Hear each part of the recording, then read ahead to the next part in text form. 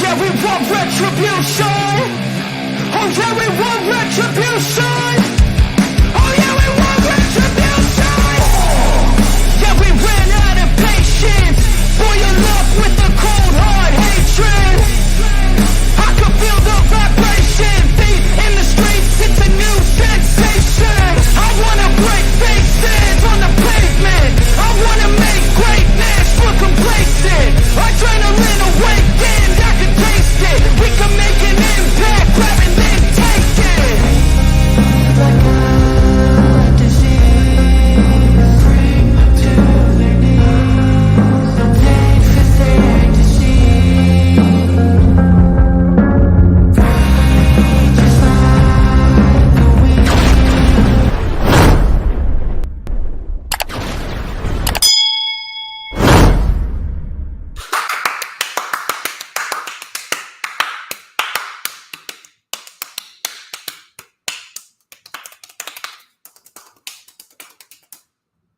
We have entered the most bipolar month of the entire year, at least in the state of New Jersey, but we are all set. The notebook pages have been filled right down to the bottom, and that could only mean that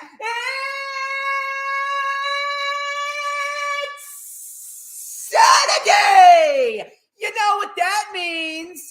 We're live! Ladies and gentlemen, I'm the one and only DJ Storms, and I would like to welcome each and every single one of you to the greatest fucking show on earth, streaming live across 4 different platforms, across 5 different accounts. We are rocking, we are rolling, we are jiving, we are getting ready for a big pay-per-view weekend with tomorrow's AEW Revolution pay-per-view on Bleacher Report. But before we get to the show, we got the show before the show, that being the LFU. As of course, you already know who I am, Mr.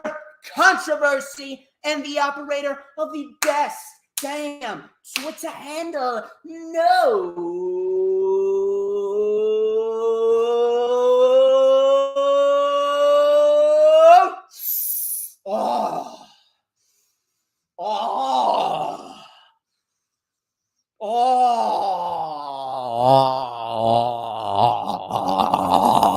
Shit. Do you smell that? Do you know what that is? I'll tell you what that is. That right there is the smell of pure fucking excellence. Wait for it. Wait for it.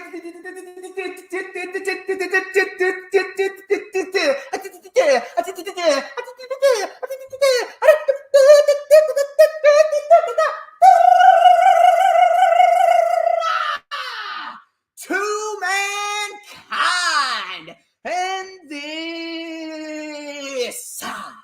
is the official Lightning Flash update for Saturday, March 4th, 2023. We are rocking and rolling into the 3rd month of the year. I'm still trying to wrap my head around the fact that 2023 is already 2 months over. It's unbelievable. It's absolutely unbelievable. But we got a hot crowd. I see my main man, the final hoss. We got Paul, a.k.a. The Shooter. Dylan, my number 1 mod, Dee, because Dee is the queen over here in the DJ Storms chat. And of course, the man, the myth, the legend, Hooligram. Everyone is filing in. We are getting set for one hell of a show. And Saturdays, let me tell you something. Saturdays are days for DJ Storms. I own Saturdays just like I own the IWC. But we got a lot to discuss. Including AEW signing a top-tier female athlete, and manager actually for AEW also leaving, the whereabouts of Cameron Grimes. Plans have been circulating as to where Gunther will go after WrestleMania. And of course, a big one, Triple H has reduced the WrestleMania card. He is looking for a much smaller card compared to the previous years. That has not been sitting well with some of the roster members. We are going to discuss why the people in the WWE locker room are being entitled bitches and why Triple H is absolutely doing the right thing. Of course, we also got the AEW Dynamite review, the Rampage review, Raw and SmackDown. We are going to discuss everything in between, and I may dabble in a little bit of Ring of Honor. Considering I did watch the debut, the new era of Ring of Honor, they've been doing tapings down in Universal Studios, and episode 1 started up this past Thursday, legitimately 1 year after Tony Khan announced that he bought Ring of Honor. So I thought that was actually pretty cool. And for starters, I guess I may as well start with that. For starters, I think that they did fairly okay. I think that it was very solid. I could have done without the 10 fucking matches. Tony Khan seemed to have got a little trigger happy and put 10 matches on the show. But at the end of the day, we did get some quality wrestling. We saw some talent that not many people are familiar with. It looks like that they are setting up the next generation of individuals to take over AEW. You got guys like Blake Christian and Konosuke Takeshita and Willow Nightingale's in there, and AR Fox is down there. Lady Frost, we saw her. I thought that she's very good at what she does. Very athletic woman. So do not fuck with Lady Frost, you know. And then of course you got guys like the Trustbusters, and Metalik is down there too. I thought Metalik looked great. So we got a lot of decent material coming out of Ring of Honor, including what was an excellent main event with AR Fox and Claudio Castagnoli. Josh Woods probably put on the best match that I've personally seen from him in the short time that I've been watching him. He put on a great match with Konosuke Takeshita. Mark Briscoe got a win, and we got 3 title matches set for next week on March 9th, and it looks like next week's show, it's going to be a little bit more shaved down. It's going to be a little bit more shaved down. Instead of 10 matches, there's 5 matches, which I appreciate. That's a lot better. I don't mind them doing 10 matches as long as it's just for special occasions. But the show was 2 hours, and that was the correct amount of time for it to go. Only need about 2 hours, and we got some matches set up for next week. It looks like Ring of Honor Supercard of Honor is starting to take shape. We got Eddie Kingston making a surprise return, and he's fighting Claudio Castagnoli. I think that that's going to be a great match, and I would not be opposed to Eddie Kingston taking the Ring of Honor World Championship from Claudio Castagnoli. That's going to be a very interesting scenario to keep our eyes on. But I know that I'll have Jay Leto to help me dissect Supercard of Honor. That's going to be Sunday, March 26th. That's going to start a busy week for the DJ Storms brand. Sunday, March 26th will be the rundown for Supercard of Honor at 2 p.m. with Jay Leto. We also got March 28th on Tuesday at 8:30. That is the rundown for NXT Stand and Deliver. We got March 30th, the rundown for WrestleMania 39 with Mac the Giants fan. So shout out to Mac the Giants fan. And then, of course, we got a dual rewind on Saturday, April 1st. That is going to be at 4:30 p.m. We're going to review Stand and Deliver and Supercard of Honor. And then on Sunday, my birthday, April 2nd, we are going to do the rewind for WrestleMania Night 1. And then that Monday is the rewind for WrestleMania Night 2. A packed weekend, to say the least. So I hope that you guys are ready, because it is going to be a week full of DJ Storms content.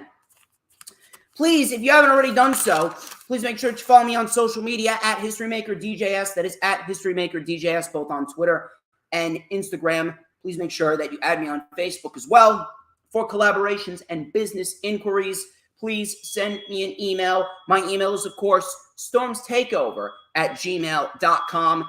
Please make sure that you like the official DJ Storms business page, and I may just send you an invite to join the official DJ Storms posse group on Facebook, that is. All of those links are in the description, as well as the link to the rundown for AEW Revolution with Lisa Marie. Lisa was fantastic this past Thursday, so if you missed it and you want to go check out our predictions that me and Lisa threw out there for AEW Revolution, please do. The link is in the description. Also, shout out to Brittany K as per usual, because Brittany K is fantastic. She is a sponsor of the DJ Storms brand. She does drawings from scratch on her iPad. Beautiful drawings, beautiful designs, beautiful edits of all these professional wrestlers, including the likes of the House of Black and Jon Moxley, Brody Lee, Jay Briscoe, Bray Wyatt, Braun Strowman, everyone. So if you're looking for great drawings and edits and designs from scratch on an iPad, please go and follow Brittany K on social media. Her Twitter is at BrittanyK5150. Her Instagram is at BrittanyKDesigns. Both of those links are in the description.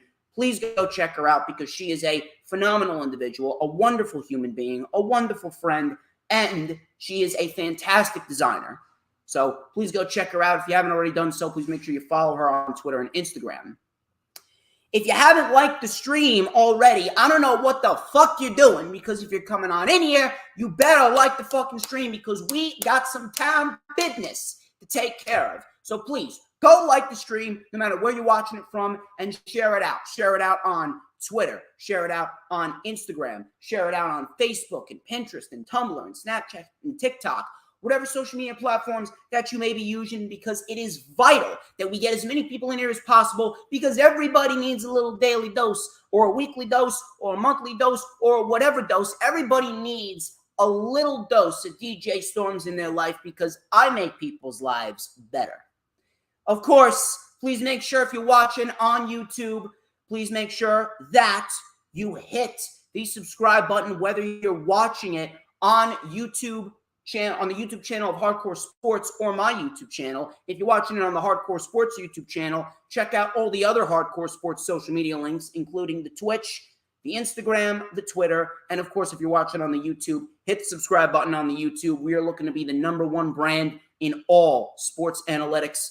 Please make sure that you subscribe, and when you subscribe, you hit the notifications bell with a huge coup de grace, because that way you will know whenever I pop up on YouTube. Because whenever I pop up on YouTube, you know what's coming next. Oh, baby, it is the best time to be on YouTube. Oh, yeah. I think everyone knows what's coming next. Dee Dee, you know. Dylan, you know. Hooligrim, you know, because it's the only time that you will get to see this glorious sideburn chin strap combination and this absolutely beautiful mustache right here. And you know what time it is. Hooligrim taking the words right out of my mouth, because we're going to light it up right here on the channel, on Facebook, on Twitch, on Twitter, with a little and a dash of and a whole lot of because like hot, fresh pierogies right out of the oven. I actually had that for lunch before I came here. I am just so good. I'm the tastiest snack in the IWC, and everybody wants a piece of the Storms Meister. You already know the drill. Anyway, we're not going to waste any more time. Let's get straight into the news, the rumors, and the reports.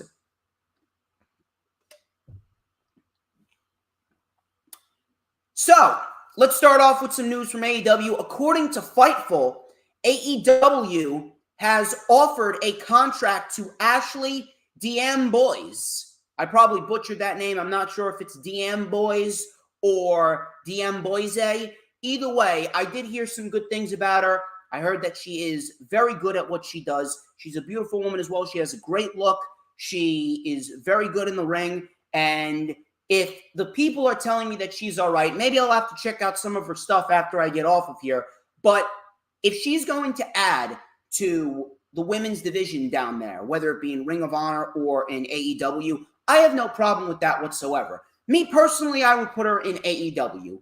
Or not, excuse me, not AEW, Ring of Honor. Because AEW's women's division, they already got plenty of talent up there that they can utilize. But as far as Ring of Honor, I think it's about time that we really start establishing some women, some solid women down there in Ring of Honor. Obviously, you got Willow Nightingale, you got Athena, you got Yuka Sakazaki, you got Mercedes Martinez. You're going to need a little bit more.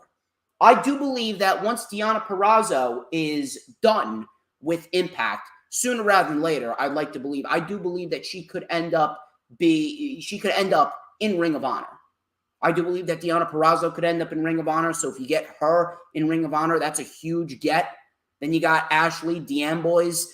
I think that we have a solid Ring of Honor women's division being established right there. I don't know where Serena Deeb is, but if Serena Deeb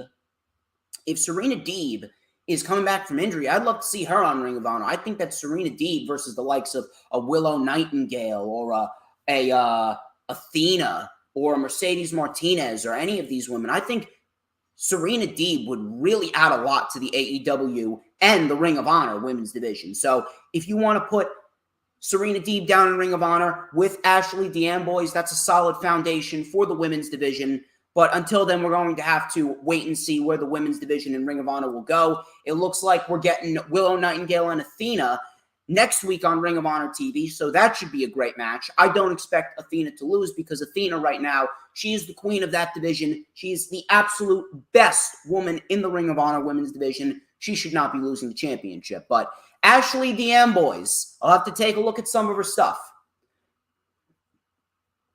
Now, that woman could be coming into AEW, but there's another woman that could be leaving AEW. Sticking with Fightful, Sean Ross Sapp of Fightful Select actually reported that Vicky Guerrero could be leaving AEW. Apparently, her contract is set to expire in July, and Tony Khan might not be renewing it. At the end of the day, Vicky Guerrero hasn't added that much to AEW television. Does Nyla Rose really need Vicky Guerrero? No. Nyla Rose, as far as I'm concerned, she's charismatic on her own enough, whether you want to have her be charismatic or serious, to carry herself in a promo and in a program on her own. Vicky Guerrero really hasn't added all too much to AEW television. Matter of fact, if I'm a betting man, Vicky would probably be suited best in a backstage role. But then again, how many backstage roles do we need? We already got Dean Malenko down there. Diamond Dallas Page, he's had a couple of backstage roles in there. We got Jim Ross. We got Tony Schiavone, QT Marshall, Jeff Jarrett. We have plenty of people and plenty of backstage roles. I'm not really sure where Vicky Guerrero would fit. The women's division booking? I'd like to see Maria Kanellis in that position anyway. But Vicky Guerrero, she's going to be gone. I don't think that she's going to be missed whatsoever. And that's not because she is bad. It's just because she hasn't really fit with the current vibe of AEW TV. Vicky Guerrero seems as though her time in the pro wrestling business as an on-screen character has passed. And at the end of the day, she would be much more suited in a backstage role. But then again, there's been plenty of people that have filled plenty of backstage roles. I'm not even sure if Vicky Guerrero is hip to wrestling creative in 2023. But that's what's going on with Vicky Guerrero, and she could very well be leaving AEW. Dave Meltzer, moving on to a different source here. Dave Meltzer on Wrestling Observer Radio, he provided an update on the whereabouts of Cameron Grimes. Grimes is indeed finished with NXT. He's reportedly set to be called up to the main roster. However, there is a holdup right now, and that is that creative does not have a story in place for him right now.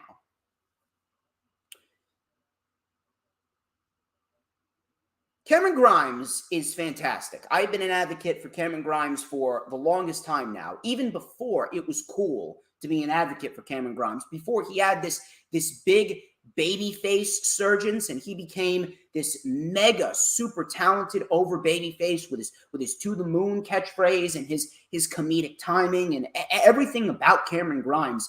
Cameron Grimes, he rose from being a lukewarm heel to being one of the hottest babyfaces in NXT, especially in 2021. That program with LA Knight and Ted DiBiase was phenomenal.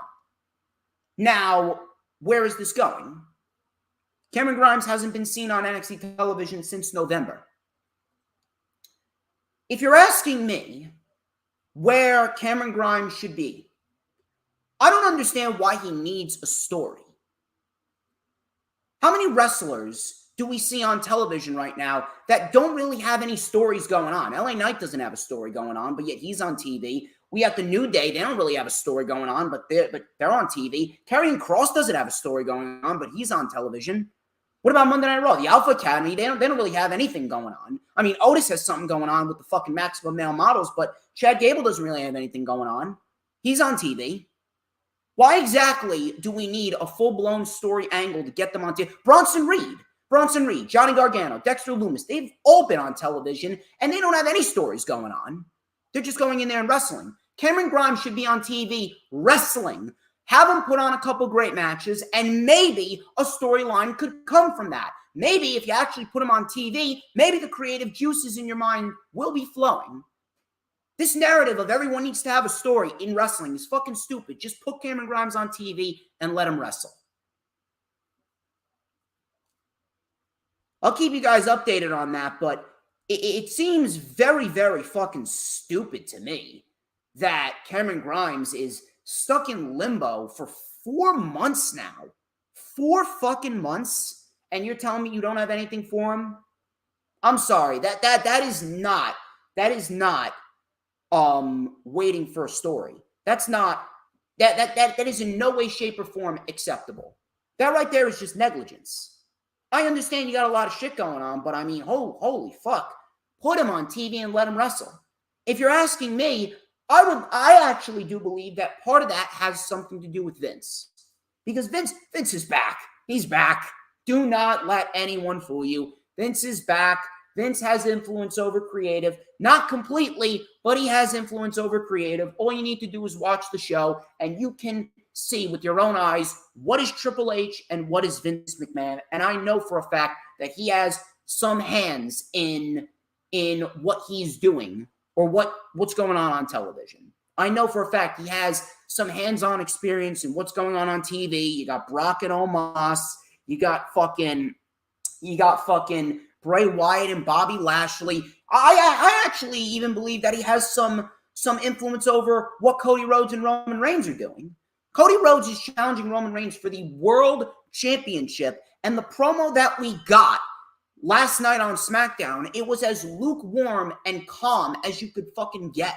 There was no energy. There was no sense of urgency. Roman Reigns was cutting Cody Rhodes down in front of him, and Cody Rhodes was trying to be this professional, happy-go-lucky, heroic babyface that's just going to take the verbal words, but in the end, we're supposed to believe that Cody Rhodes is going to beat Roman Reigns? He should beat Roman Reigns, but I mean, how is that doing Cody Rhodes any favors? If anything, what we got last night with Roman and Cody, and I'll talk about this more when we get to the actual fucking segment. What we got with Roman Reigns and Cody Rhodes, very, very calm. It almost felt like they left so much to be discussed. Now, they could very well discuss that going into next week and then maybe the week after that. They got plenty of time to discuss more material to make me believe that Cody Rhodes is the right man to do it. But it just seemed as though the entire promo was centered around Roman Reigns just cutting down Cody Rhodes. And Cody Rhodes just stood there and took it. If you're asking me, I would not be surprised if Vince had a hand in that segment, because we all know that Cody Rhodes is not Vince McMahon's project. Cody Rhodes came from the annals of AEW. He created an indie promotion that no one would watch with his friends. And Roman Reigns, Vince McMahon's biggest puppet, is just going to stand there and bury Cody. We need more intensity from Cody in that program. But it was a very interesting scenario to see, and hopefully they will pick up the pace because Cody, way too tame. Cody is way too tame going into this program with Roman Reigns. He really needs to turn it up, turn the dial up to 11, and start saying, you know what? Fuck this guy. Fuck your respect. I'm going to go in there and I'm going to fucking beat your ass even though no one believes that I can. But I know for a fact that Vince McMahon, he has influence over creative, and I would not be surprised if he had influence over the Cody Rhodes, Roman Reigns promo, and he has influence over them not putting Cameron Grimes on television. There's no reason why Cameron Grimes should be off of television for 4 months when he's not hurt, he's not injured, there's no personal demons being battled. There's no reason why Cameron Grimes should be off of television for 4 fucking months.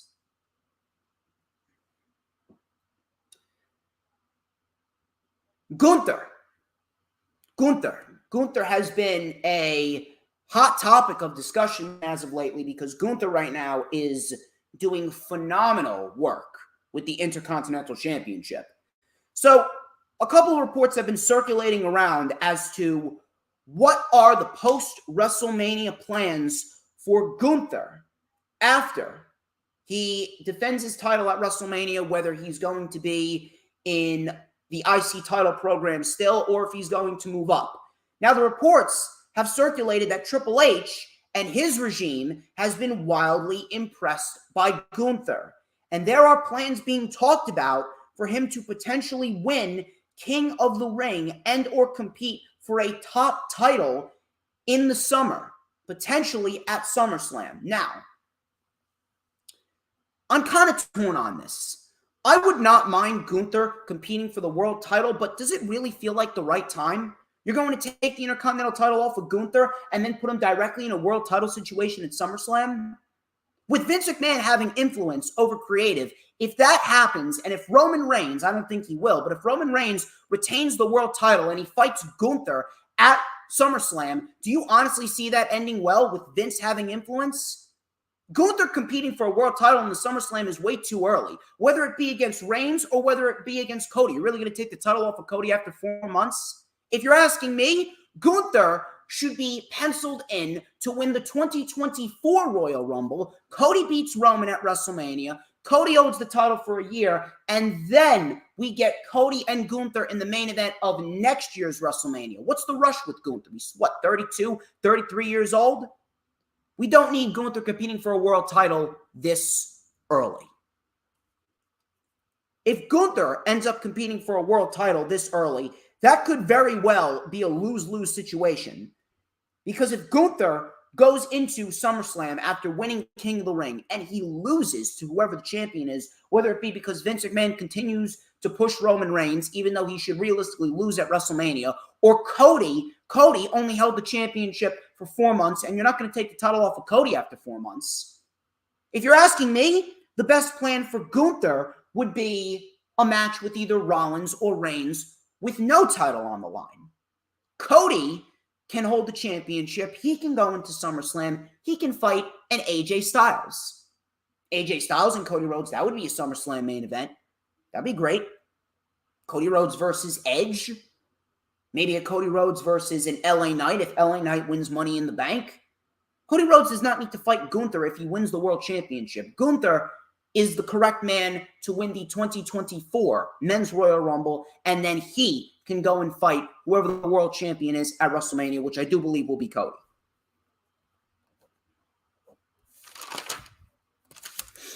Matt Riddle. We haven't heard much of an update on Matt Riddle, but apparently Dave Meltzer of F4WOnline.com, he provided an update on Matt Riddle's status going into WrestleMania 39. Apparently, he stated that Matt Riddle's been out of rehab for a long time now, and his suspension has been over for more than a month. He implied that at the end of the day, WWE just decided not to use him for anything at WrestleMania. And you know what? I don't have an issue with that. Matt Riddle doesn't really need to be on WrestleMania right now because the only thing that we as fans are interested in as of right now is Matt Riddle and Randy Orton. Now, Randy Orton, he could very well be coming back sooner rather than later, and I do believe that we will see Randy Orton potentially on the night after WrestleMania. I think that that would be a perfect place to return him. Hell, if you want to, I would love to see RK Bro reunite for a little bit and get their rematch against Sammy and KO after Sammy and KO win the undisputed tag team titles from the Usos. I think that would be a great story to tell, and that could be the final nail in the coffin. The final nail in the coffin of RK Bro, because I don't think we've gotten a legit fucking reason for Randy Orton to turn on Matt Riddle. If Randy Orton turns on Matt Riddle, it would just be like, hey, here's the heel turn. Randy Orton's going to come up with a stereotypical heel excuse, and that's it.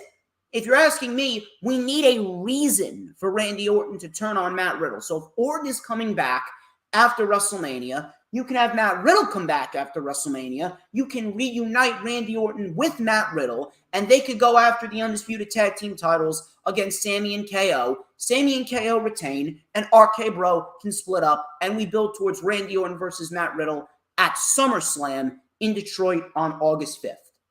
So if you're asking me, Matt Riddle not being a part of WrestleMania, it is not a bad thing at all. It's not a bad thing at all. And we're going to talk about that just as soon as we get to Triple H's strategy for WrestleMania. But I got no issue with Matt Riddle not being at WrestleMania.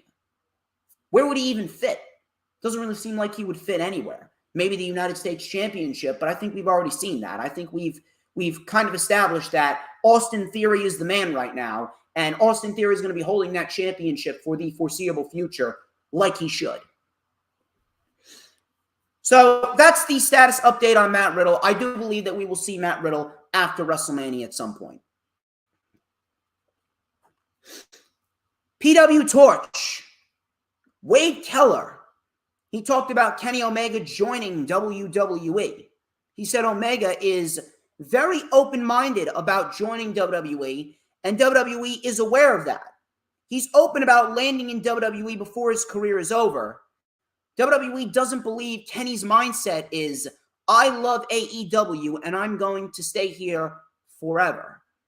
That's definitely been one of the biggest topics of discussion over the course of the last couple weeks. Where will Kenny Omega go? I don't know. Truth be told, I'm not sure. If anything, Kenny Omega right now, he's at a point in his career where he could very well end up considering his options and he could go to WWE.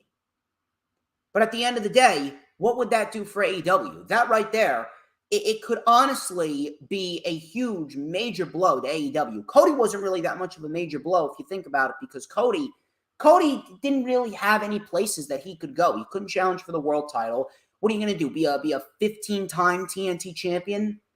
Doesn't really look too good on paper. Cody was more of just an attraction. He was more of just an attraction that couldn't really go anywhere, and he really wasn't all that special anymore in AEW, especially considering all of these new individuals were coming on in. You had Punk, you had Bryan, you had Malachi, you had Andrade when AEW was at its peak in 2021. So at the end of the day, Cody wasn't really that much of a blow. Kenny Omega, that would be a much different story. That would be a much different story because Omega, seeing how good Omega is and seeing the accomplishments that Kenny Omega has achieved in AEW, he's pretty much done almost everything there is to do in AEW. So it would be very, very difficult to place Kenny Omega anywhere else. I mean, maybe he could fight for a TNT title. Maybe we get a Kenny Omega TNT title run. Maybe we see Omega challenge MJF for the world title, but I don't expect Kenny Omega to win the world title. MJF right now is the priority. So where does he go? And above all else, wherever he goes, the Young Bucks will follow. I still do believe that this entire scenario with Triple H and Tony Khan and, WWE trying to get Kenny Omega, I truthfully believe that this is all just a blind rage power trip by Triple H. It's all just a blind rage power trip by Triple H because he can't take out his anger on the man that should be scolded, and that is Vince McMahon. He cannot take out his anger on the man that deserves it in Vince McMahon. So now he's taking out his anger on Tony Khan, who realistically is the innocent bystander here, and he doesn't really give a shit about a war, but at the end of the day, Tony Khan is pissed off at Triple H because of the contract tampering. Triple H could have easily made the decision not to contract tamper, and maybe things would have been a lot better. But at the end of the day, Triple H decided to get trigger happy. He decided to get all caught up in his feelings because he cannot punch Vince McMahon in the face repeatedly like Vince McMahon deserves. And instead, he wants to take out his anger on Tony Khan because now he feels as though if he takes out his anger on Tony Khan, it would make him feel better about himself. It's kind of stupid. It's very stupid. It's very juvenile. It's very childish. But at the end of the day, again, I do believe that it's all just a blind rage power trip by Triple H. And he's just doing it because he just wants to get back at AEW and kind of get back in good graces with his father-in-law, I'm guessing. I don't fucking know. But either way, AEW is not going to be going out of business. I don't see AEW going out of business whatsoever. It's still going to be where it is. It's still going to be nice and hot. It's going to be flourishing. It's been flourishing, and we will get to where we need to get with AEW going into the future. It's still not there yet, but we will get there because Tony Khan still has a couple of things he needs to work on. But in the end, if Kenny Omega ends up joining WWE, that is going to be probably the biggest blow that they could deliver to AEW. Now, I'm not sure what Kenny Omega's mindset is. He could very well be in the mindset of, I love AEW, and I'm going to stay here forever. Or maybe not. Maybe he just wants to join WWE for a couple years just to say, hey, I did it. But if he joins WWE, will WWE really treat him right? Now, Cody's been undefeated since he came back to WWE. Cody Rhodes has been one of the hottest acts in WWE. Probably one of the only good things about WrestleMania. Or WWE in general, about WrestleMania season, about WWE in general. Cody Rhodes has been one of the only intriguing acts on WWE television in the last year. Now with Triple H, things have gotten better, but with Vince McMahon now back in the company, it doesn't really surprise me that everything else around the main event scene and whatever Sami Zayn is doing and whatever Gunther's doing, it doesn't surprise me that everything else is starting to dwindle in quality. I don't know what's going to happen. At this rate, we're just going to hear the same reports over and over and over again. We're going to hear reports from Dave Meltzer or Wade Keller or this guy or that guy, and we're going to hear the same thing. We're going to hear the same thing. Kenny Omega has expressed interest. Kenny Omega's thinking about it. We don't know where he's going. WWE thinks they have a good chance of landing Kenny Omega. The Young Bucks could be in talks with WWE. We're going to hear the same exact reports over and over and over again until November, because that's when Kenny Omega's contract expires, November. We're going to hear the same reports over and over and over again until Kenny Omega's contract inevitably expires. Then and only then will we get a definitive answer of what's going to happen. To answer your question, Hooligan, yes, he fought Finn Balor on the Raw after the Royal Rumble, and this past Monday on Raw, he fought Chad Gable. Both of those matches were very good. But that's what's going on with Kenneth Omega. I'll keep you guys updated on what's going on with Omega if I hear anything new.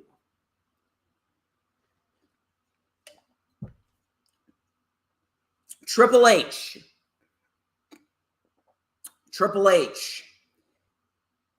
According to WrestlingNews.co, Paul Levesque, a.k.a. Triple H, he reportedly is reducing the WrestleMania match card to being smaller than years prior. This is actually causing some unhappiness amongst the locker room because some slots on the show are being taken up by legends and celebrities.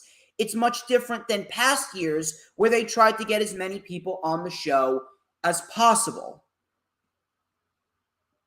Now, first of all, I understand the frustration with some celebrities and some legends, but at the end of the fucking day, there have been storylines in the works with some of these legends for a long, long time, including John Cena. John Cena, he was penciled in to fight Austin Theory at SummerSlam, and that's a match that a lot of people would be very intrigued to see because of the similarities between the two, the makeup between the two, and what could happen if those two would face off.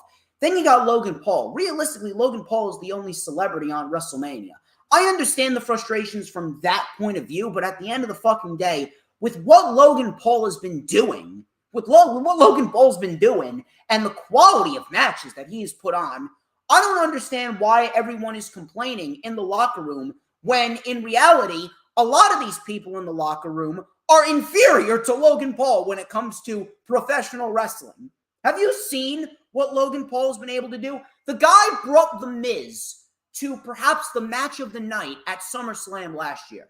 The guy brought The Miz to his best match since his match with Dolph Ziggler at No Mercy 2016. The man went in there against Roman Reigns on his third fucking match, and he absolutely tore the fucking house down. It was a match of the year candidate. I don't understand why people are complaining when it comes down to it all. It is all about the quality of your work. WrestleMania should be the show of shows. WrestleMania should be the best of the best.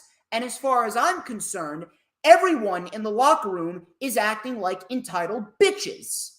As far as I'm concerned, everyone in the locker room is acting like fucking children.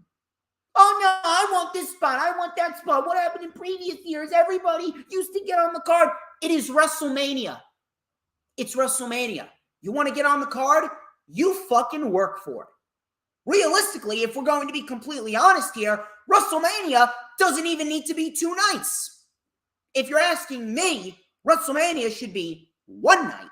1 night, 4 hours, 7 to 11, 8 to 9 matches. You got the 1 world title match. You got the 1 tag team title match, 2 mid-card titles, 2 women's titles, and then you can have 2 or 3 major undercard matches. That's 9 matches. 9 matches, 4 hours, no BS, straightforward professional wrestling to the best that it could possibly be, and you call it a night.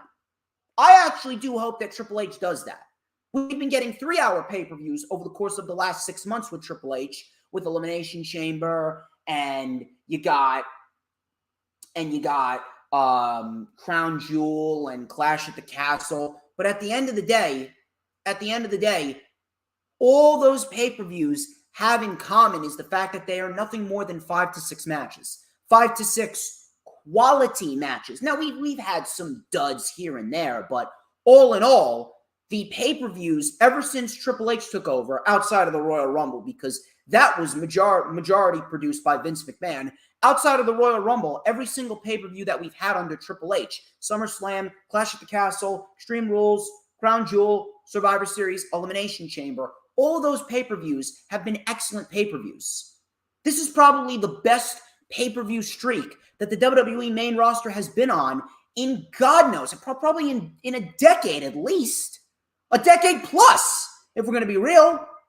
A decade plus.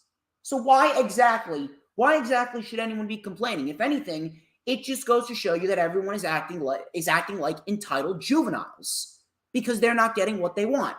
Here's something that a lot of people are going to have to realize. It's not about handouts anymore. It's not about just putting everyone on the card just to get everyone on the card.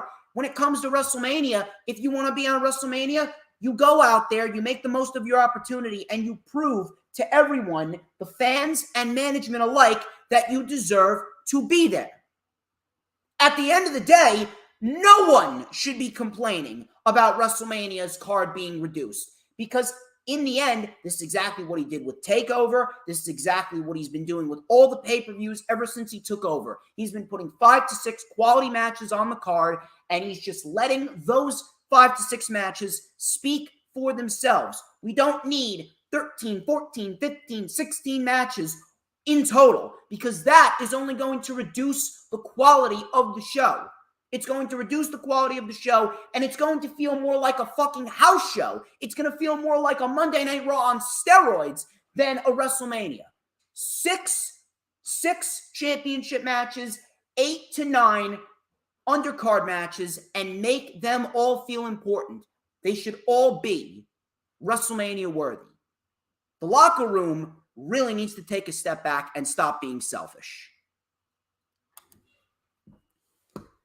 That's what's going on with the locker room, and it's quite frankly pathetic, if you ask me. It really goes to show you that some of these people, they've been conditioned. They've been so conditioned in Vince McMahon's way to a point where, oh no, everybody needs to be on the show. Everybody needs to be on the show. Oh, blah, blah, blah. No, you work. This ain't fucking socialist society. Fuck socialism. You work for what you earn. A WrestleMania spot should be like respect. Respect is not given. Respect is something that you must earn. A WrestleMania match, not something that is given, something that you must earn. So go out there and fucking earn it. It's a great strategy by Triple H, and I truthfully hope that this strategy will expand and Triple H will get rid of WrestleMania Night 2, and it will be one night of WrestleMania again, and they'll just reduce the amount of matches. 8 to 9 matches in total across 4 hours, 7 to 11. That is all we need. That's it. That's all we need. I don't really want to hear another peep out of anyone. That is what we need, and that is what we should be getting. Those are the news rumors. Actually, you know what? I do have one more piece of news. Just a little small piece of news right here. Apparently, Dave Meltzer, he provided an update on Rebel. Now, for those of you that do not know Rebel was the former manager of Britt Baker and Jamie Hayter. Wrestling Observer Newsletter reported that Rebel is no longer being used by AEW after previously being linked to Britt Baker and Jamie Hayter. And the belief is that Rebel didn't want to work in that act anymore because Baker and Hayter turned babyface. And you know what? I'm glad, because Rebel didn't really add anything. If anything, Rebel made Britt Baker and Jamie Hayter worse. I don't understand why we need a crazy, cringy, comedic manager for all of these fucking heels. The only cringe comedic manager that actually works in AEW is Stokely Hathaway. Outside of that, everyone else is a fucking dud. Vicky Guerrero's a fucking dud. Rebel was a fucking dud. Mark Sterling is okay.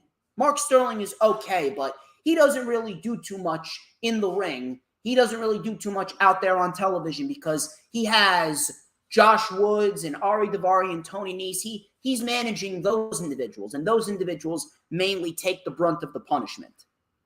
So at the end of the day, I'm glad that Rebel's not a part of the act anymore because she didn't add anything of value. Those are the news, rumors, and reports going around. Hope you guys have had a good time so far. We are getting ready to discuss Dynamite, Raw, Rampage, and SmackDown. Why don't we start off with Monday Night Raw, which was not very good. Raw was not very good. And it honestly makes me wonder if Vince is now starting to take the wheel even further. He's really starting to grip the wheel tighter. He's starting to grip it a little bit more firmer, and he's starting to steer it in his direction rather than Triple H's direction. Because the buildup for the Elimination Chamber and the Elimination Chamber pay-per-view itself, those were great. Those shows leading up to the Chamber and then the actual Chamber event itself, those were some very good shows. Ever since the Elimination Chamber ended, Monday Night Raw, very, very lackluster. Very lackluster, very, very blah. No energy. No energy at all. So Jimmy Uso and Solo Sikoa came out. Jimmy Uso cut a promo, talked about how the crowd is saying there's cracks in the bloodline, but families fight all the time. Crowd was chanting for Sammy.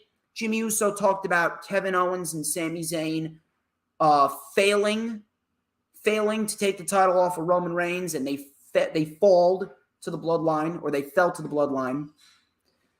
Jimmy said, Cody Rhodes, your boy Cody Rhodes at WrestleMania, do you think he'll get one on your tribal chief Roman Reigns? Hell no. Tonight, me and my little brother are here to remind you who runs Raw.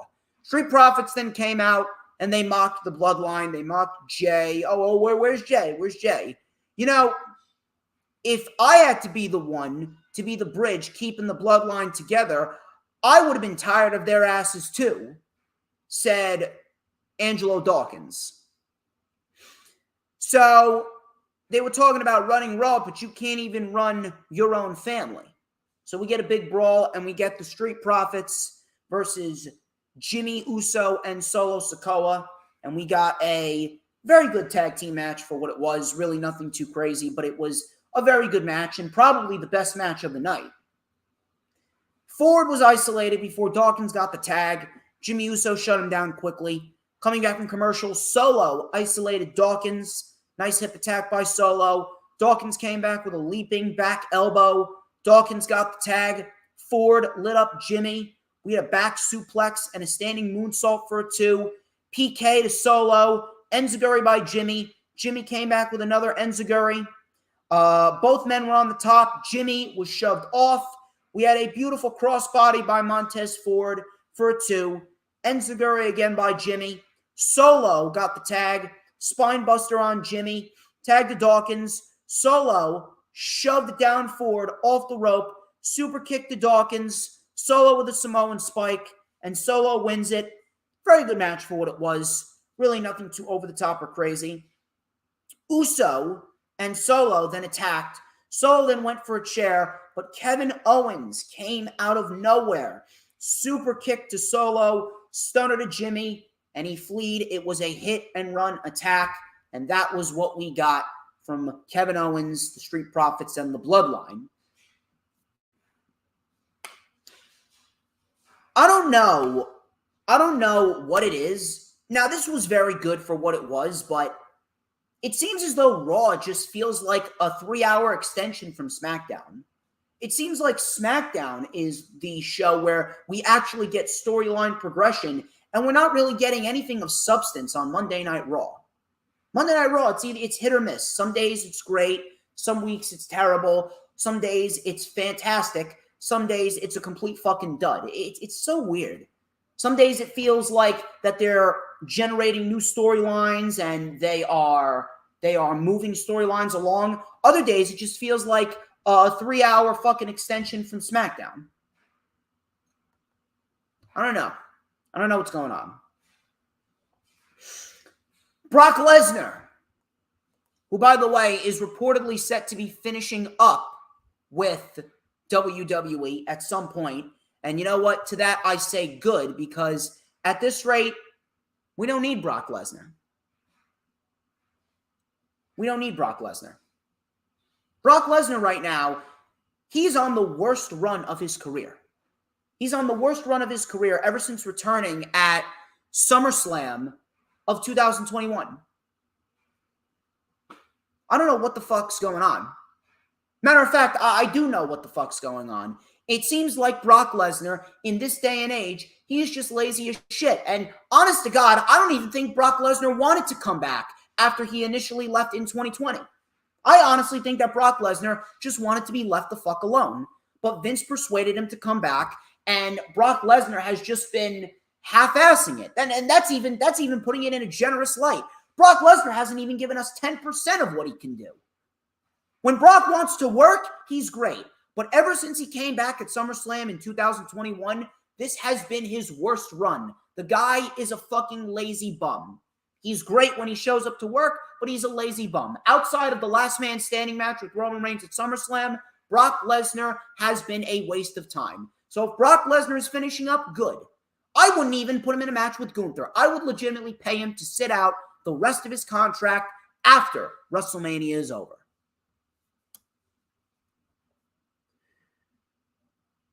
So Brock Lesnar, he was on the VIP lounge with MVP. He was on the VIP lounge, and Lesnar, he came out, MVP then came out, and then we got Lesnar saying, "Good evening, Michigan." Brock Lesnar is all about business. I got no beef with you, MVP. I'm here to listen to you two, or you. I'm here to listen to you, MVP, sell these people on a fight. So MVP obliged. He sat down with Lesnar. Lesnar mocked MVP, calling him a coward. And he goes, don't worry, you can't insult me anymore. I came here to possibly do some business. So MVP talked about Suplex City, and when anyone enters Suplex City, they're in a world of hurt. You had your hands full with Bobby Lashley, and I wasn't in his corner. You think you could put your hands on a giant? A giant will subdue and conquer a beast. You can't F5 the Nigerian giant Omos, said MVP. So Lesnar goes, ooh, that was good. He was getting all hyped up. He goes, high five for that. So he high-fived MVP, and then he goes, that was damn good. You know what? I accept your challenge, but I think we should shake on it and drink on it. So they shook hands. Lesnar hyped up. He pulled out a flask. So Lesnar drank from his flask, and then MVP, he was given the flask, and Lesnar goes, you ain't going to make me drink alone, are you? So MVP asked what it is. Lesnar said it is white lightning. So MVP drank it, and it was too strong for MVP to handle. MVP spit it out at Lesnar because he had a pretty strong gag reflex to the white lightning. And then Brock Lesnar said, you know what, fuck this. Wiped his face, F5 to MVP, and that was it. What I'm about to say next might surprise you, but this wasn't even that bad of a segment. I'm not even going to bullshit you. This entire segment, it wasn't even bad. It wasn't even bad. MVP's very good on the mic, and Lesnar, when he's given the opportunity to go out there and be himself and be loose and be free, Lesnar's not bad on the mic. The segment wasn't terrible. But at the end of the day, it's Brock Lesnar and fucking Omos. Do you honestly expect me to care about that shit? I don't care about that shit. If anything, this shit right here, it may be a decent little segment, but if anything, all this segment did was fill up 10 minutes of TV time, and all they wanted to do was distract you from how terrible this match is inevitably going to be. This wasn't even that bad of a segment, but it's all a waste of time. It is all a waste of time because at the end of the day, we are in for a terrible matchup at WrestleMania. Omos and Brock Lesnar is going to be an absolute fucking disaster waiting to happen. It is going to be an absolute fucking disaster, and it is honestly going to make the WrestleMania card worse. I don't even know what's going to be worse, Lashley and Bray Wyatt or Brock Lesnar and Omos. I'd like to believe that Lashley and Wyatt will be a little better if they actually allow them to go out there and fucking wrestle, because they are both very good wrestlers. But I mean, anything with Omos in it, keep it. Keep it. Don't want it. Anything that Omos touches turns to shit.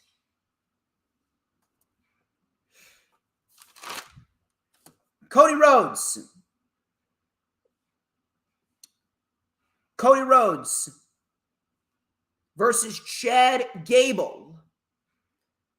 I thought this was a very good match for merely 10 minutes. And Chad Gable, let me tell you something.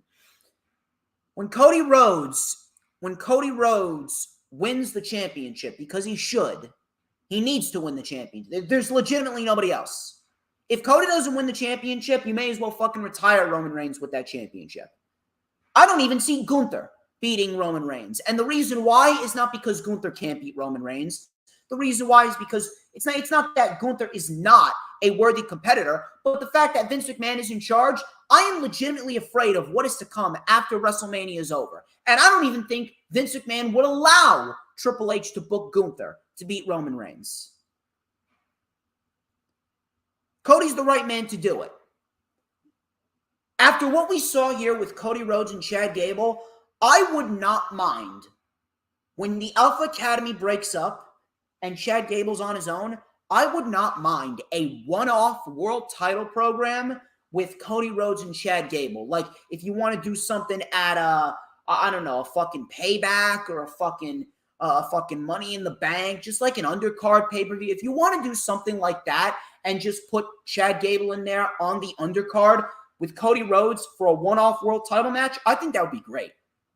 Chad Gable is very underappreciated. So we got this match, and it was a very good match. Chad Gable missed a headbutt. Cody with a power slam. We had a disaster kick. Chad Gable kicked out. Cody went for the figure four. It was in deep. Gable got to the ropes. A beautiful bridging German suplex, and Cody kicked out. Chad Gable with another beautiful move, a beautiful cliffhanger DDT, and Cody Rhodes kicked out. Both men traded chops back and forth. We had a hip toss by Cody Rhodes.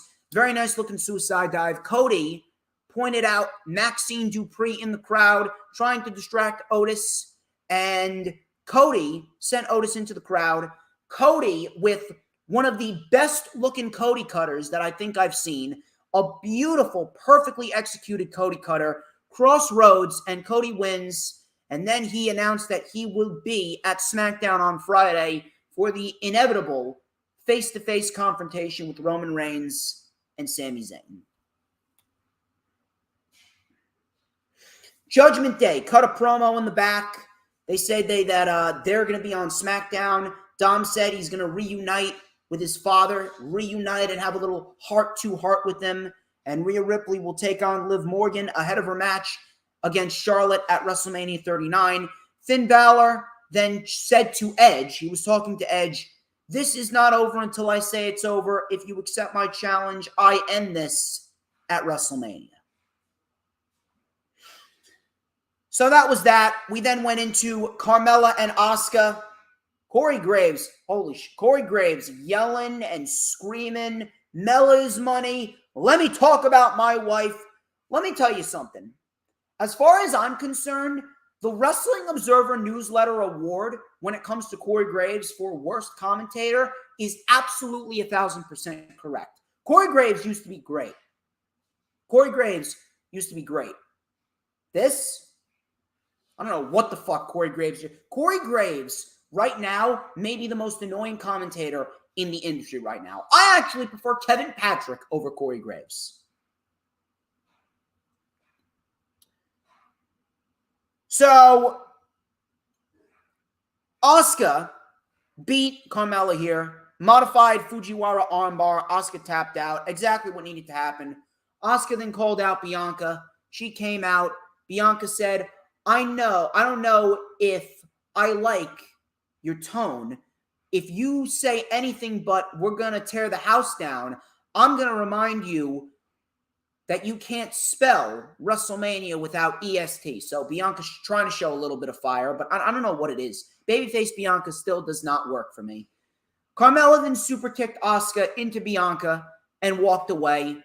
And that was pretty much that. And we are on the road towards Bianca versus Asuka at WrestleMania, but Bianca's going to fight Carmella next week. Asuka should absolutely win the Raw Women's Championship. There is no excuses. One way in, one way out. Asuka walks into WrestleMania the challenger. She walks out of WrestleMania as the champion. I do not want to hear a single fucking peep. Piper Niven versus Candice LeRae.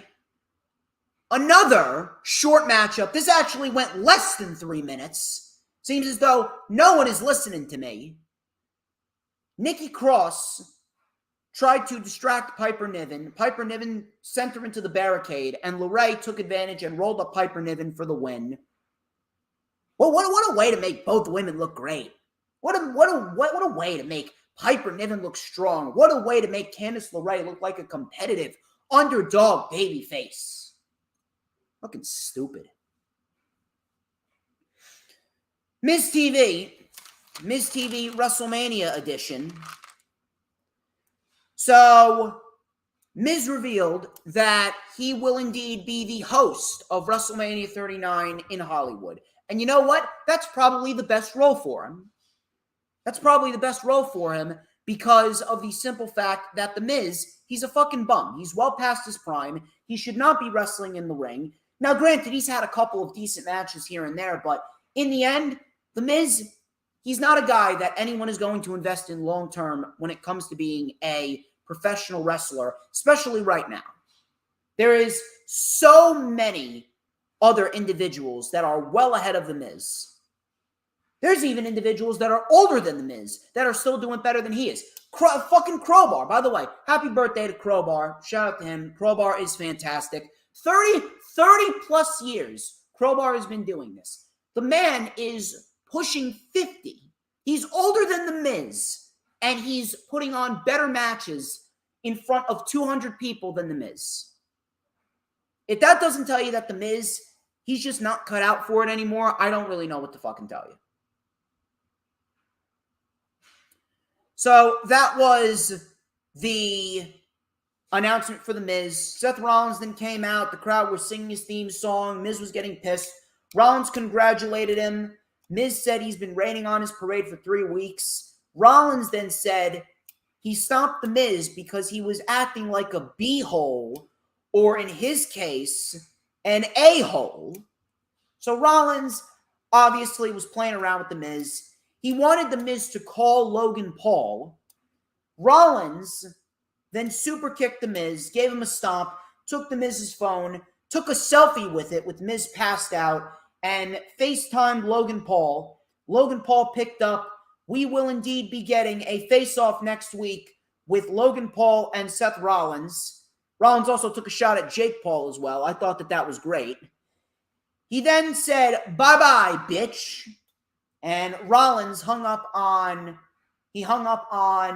Logan Paul as The Miz was trying to get back to his feet, and Rollins gave The Miz one more stomp. And it looks like we're getting a face-to-face with Logan Paul and Seth Rollins next week. I'm actually looking forward to that. I think that's going to be a very good face-to-face.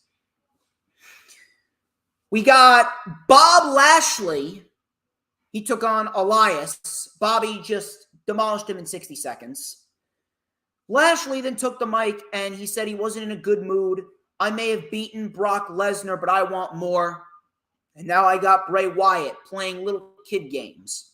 Bray Wyatt, keep my name out of your mouth, or I will hurt you, says Bobby Lashley. So Wyatt then came up on the Titantron. He was doing the fucking Muscle Man dance, mocking Bobby Lashley. His logo then flashed up on the screen, and Lashley left. Bray Wyatt's fucking ruined. I'm sorry, but Bray Wyatt is completely fucking dead. And you know what? This to me, this has Vince McMahon written all over it. And I do not believe that Triple H would even put this out there in the universe as a fucking thought. Does Bray Wyatt have creative control over what he's doing? Is this solely Bray Wyatt? If this is solely Bray Wyatt, oh my God, what a fucking disappointment. You know what we need? We need the old Bray Wyatt back. We need Uncle Howdy to be revealed. We need a faction to be formed. We need Bo Dallas. We need Vincent. We need Dutch. We need fucking Alexa Bliss as a managerial figure. And we need Eric Redbeard. We need the Wyatt Six forming. And we need the old Bray Wyatt back. We need the Eater of Worlds Bray Wyatt back ASAP. We really do. I mean, what more do you want me to say? The Eater of Worlds Bray Wyatt was legitimately the best version of Bray Wyatt. There was no hokey, hocus-pocus, spooky Wizards of Waverly Place, Harry Potter, abracadabra, Avada Kedavra shit.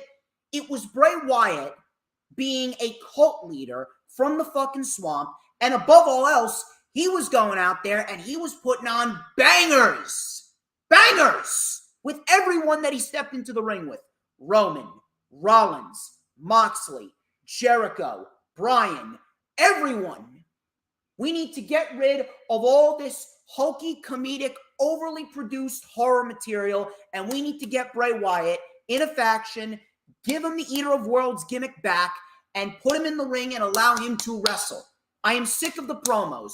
Put Bray Wyatt in the ring with a Butch, a Kofi Kingston, and Xavier Woods, and let them wrestle. I am sick and fucking tired of beating around the fucking bush. It seems as though every single time, ever since Bray Wyatt reinvented himself, they have legitimately done everything. They have legitimately done everything to prevent Bray Wyatt from going in there and wrestling. Ever since Bray Wyatt got rid of the Eater of Worlds gimmick, the only fucking match, ever since he got rid of the Eater of Worlds gimmick that was considered a great match was the strap match with Bryan Danielson at the Royal Rumble. Outside of that match, there has been no other match ever since Bray Wyatt got rid of the Eater of Worlds gimmick. There's been no match that we can look back on and say, man, that was a great match. None. It is unbelievable. Unbelievable. Eater of Worlds, Bray Wyatt, or bust. It's just like Baron Corbin. It is lone wolf or bust. We need a complete revamp with the Eater of Worlds gimmick, and we need Bray Wyatt to go forth and get the proper fucking treatment under the Eater of Worlds gimmick. We need the proper fucking treatment under the Eater of Worlds gimmick like we should have gotten before they had John Cena go into WrestleMania 30 and fucking bury Bray Wyatt. Enough of this shit. Give me the Wyatt 6, give me Swamp Man, give me Eater of Worlds, and put the Hurt Business back together. Give me the Hurt Business versus the Wyatt 6.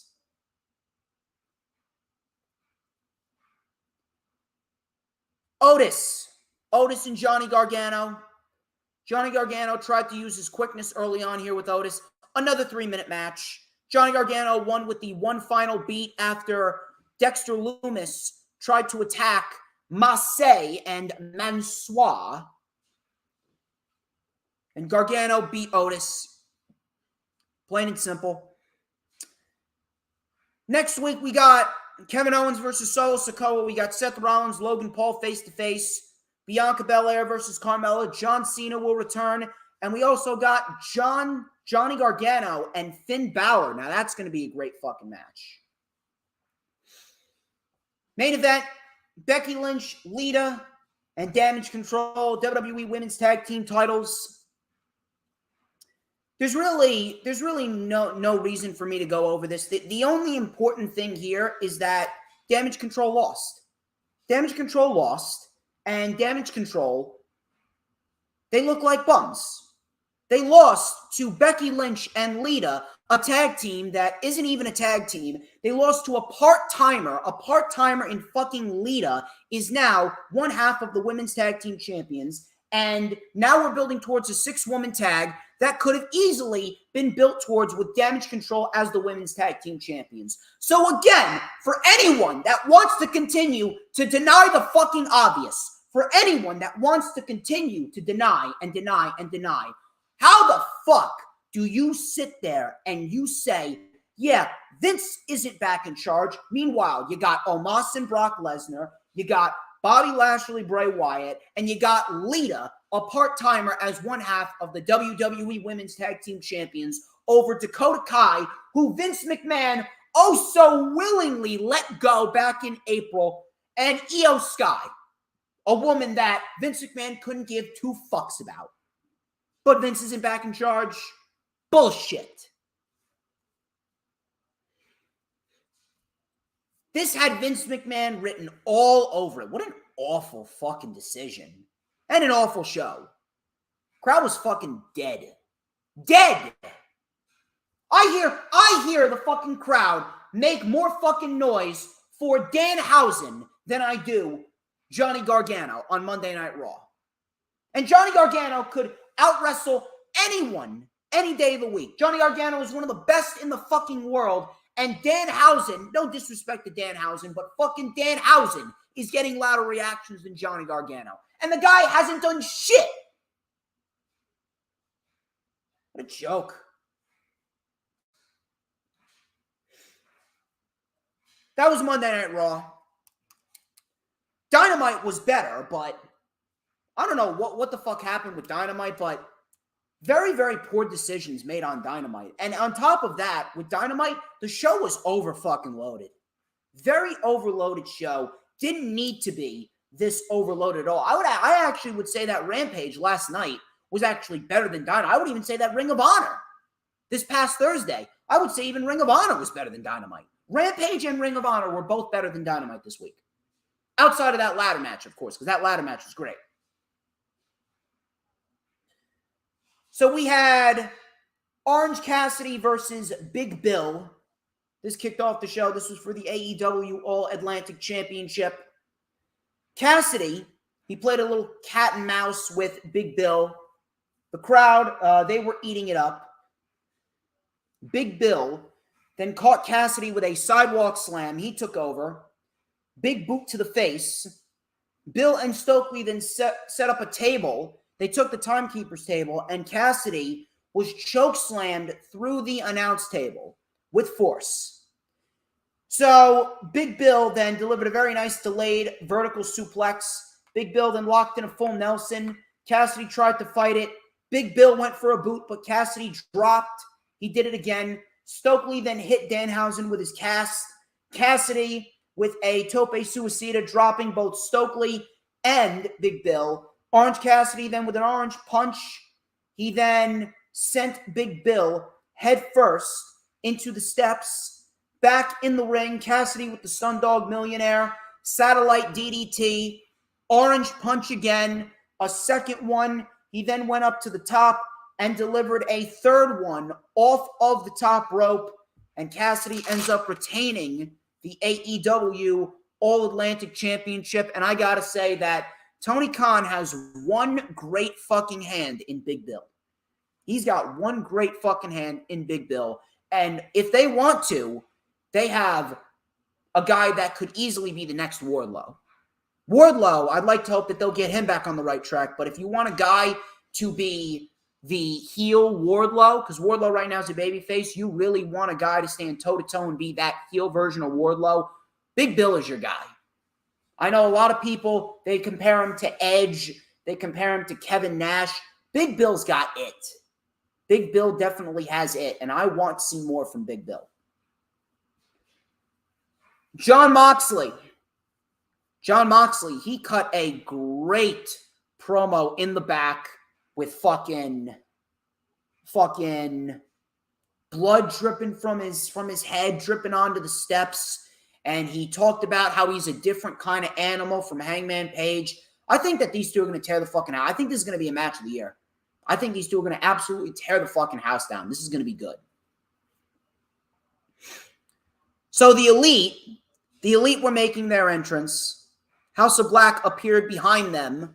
The House of Black then laid them out and held up the trios titles. I do not want to hear any other outcome to this Sunday's show other than the House of Black winning. If any other outcome happens, then this is a complete fucking flop. Complete failure. I don't want to hear a single word out of anyone.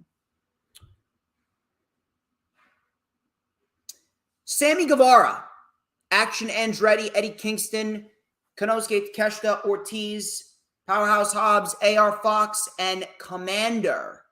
This was the Face of the Revolution ladder match to see who was going to get a shot at the TNT Championship after Revolution. This was perhaps one of the craziest ladder matches in recent memory. This was probably, for me, the best ladder match that we've seen since the NXT North American Championship ladder match at TakeOver New Orleans. Oh my God. This was phenomenal. Action everywhere, all over the place, bouncing off the walls. I remember that ladder match. That ladder match had Velveteen Dream, Lars Sullivan, Ricochet, Adam Cole, EC3, and Killian Dane. And it was one of the best ladder matches of all time. So Eddie Kingston and Ortiz, they brawled into the back, and they were taken out of the equation. Commander, I don't know who this Commander guy was, but he was fucking everywhere. So Hobbs, he was over in this match because he was from California. He was from Palo Alto, California, actually. He whipped Commander into the ladder. He did the same with AR Fox. He then power slammed AR Fox into the ladder. Takeshita and Hobbs, They delivered some nasty lariats on each other. We had a beautiful German suplex by Takeshita. We had a leaping knee by Guevara. Super kick by Andretti. Very nice Fosby flop. Inverted senton by AR Fox. Commander, like a fucking maniac, he then walked the rope, walked like a tightrope, and delivered a beautiful moonsault off the top rope onto the pile, which looked absolutely phenomenal. Absolutely phenomenal. Commander and Takeshita then went at it. We had Hobbs delivering a Death Valley driver on the ladder to AR Fox because AR Fox hit him with the chair, so Hobbs was pissed. Andretti then with a Falcon Arrow. This was fucking brutal right here. Falcon Arrow to Guevara on the ladder bridge. I don't know how Andretti did not break his fucking leg. It was unbelievable. We then had Commander going for the brass ring, and Takeshita delivered a fucking Blue Thunder Bomb off the ladder. Absolutely phenomenal. Absolutely great. So Guevara then came out to stop, or not Guevara. Garcia then came out to stop Andretti. Garcia and Sammy, they laid out Andretti on a ladder bridge on the floor. Guevara, like a fucking maniac, with a swanton bomb off the 20-foot ladder to Andretti, snapped the ladder completely in half. It looked brutal. Takeshita stopped Guevara and Garcia from getting the brass ring. Hobbs just bulldozed over the ladder, and Hobbs went up to the top, and Hobbs won the Face of the Revolution ladder match in one of the craziest ladder matches that we've seen since the NXT North American title ladder match, and this was absolutely the right outcome. I think Hobbs is great, and Hobbs is going to have a great showcase. I don't think he's going to win the title, but I think he's going to have a great showcase. So he then attacked the security, and Hobbs watched on and laughed, did Wardlow. Wardlow came out. Joe was on commentary. Wardlow came out because he wanted to get at Joe. Security came out to try and separate them, and Wardlow attacked the security as Hobbs just watched and laughed. So I think we're going to get Wardlow and Hobbs for the TNT title next Wednesday on Dynamite. Chris Jericho. Chris Jericho took on Pretty Peter Avalon. Avalon was actually coming out of the gates with so much offense, one after the other, after the other, after the other. So Chris Jericho, he only got one move in here, and it was the Code Breaker. And I actually like that he won with the Code Breaker. He won with the Code Breaker out of nowhere, and then Ricky Starks then came out because Jericho just decided to beat down Peter Avalon with the bat. Jericho then took the mic and he said, "Starks, on Sunday, I will beat the hell out of you. JAS are not there on Sunday, but that doesn't mean that they're not there tonight." JAS then attacked. They dropped Ricky Starks pretty easily, and Starks caught a Judas effect for the one final sell for what we are going to get at Revolution. Should be a great match, and I expect Starks to win.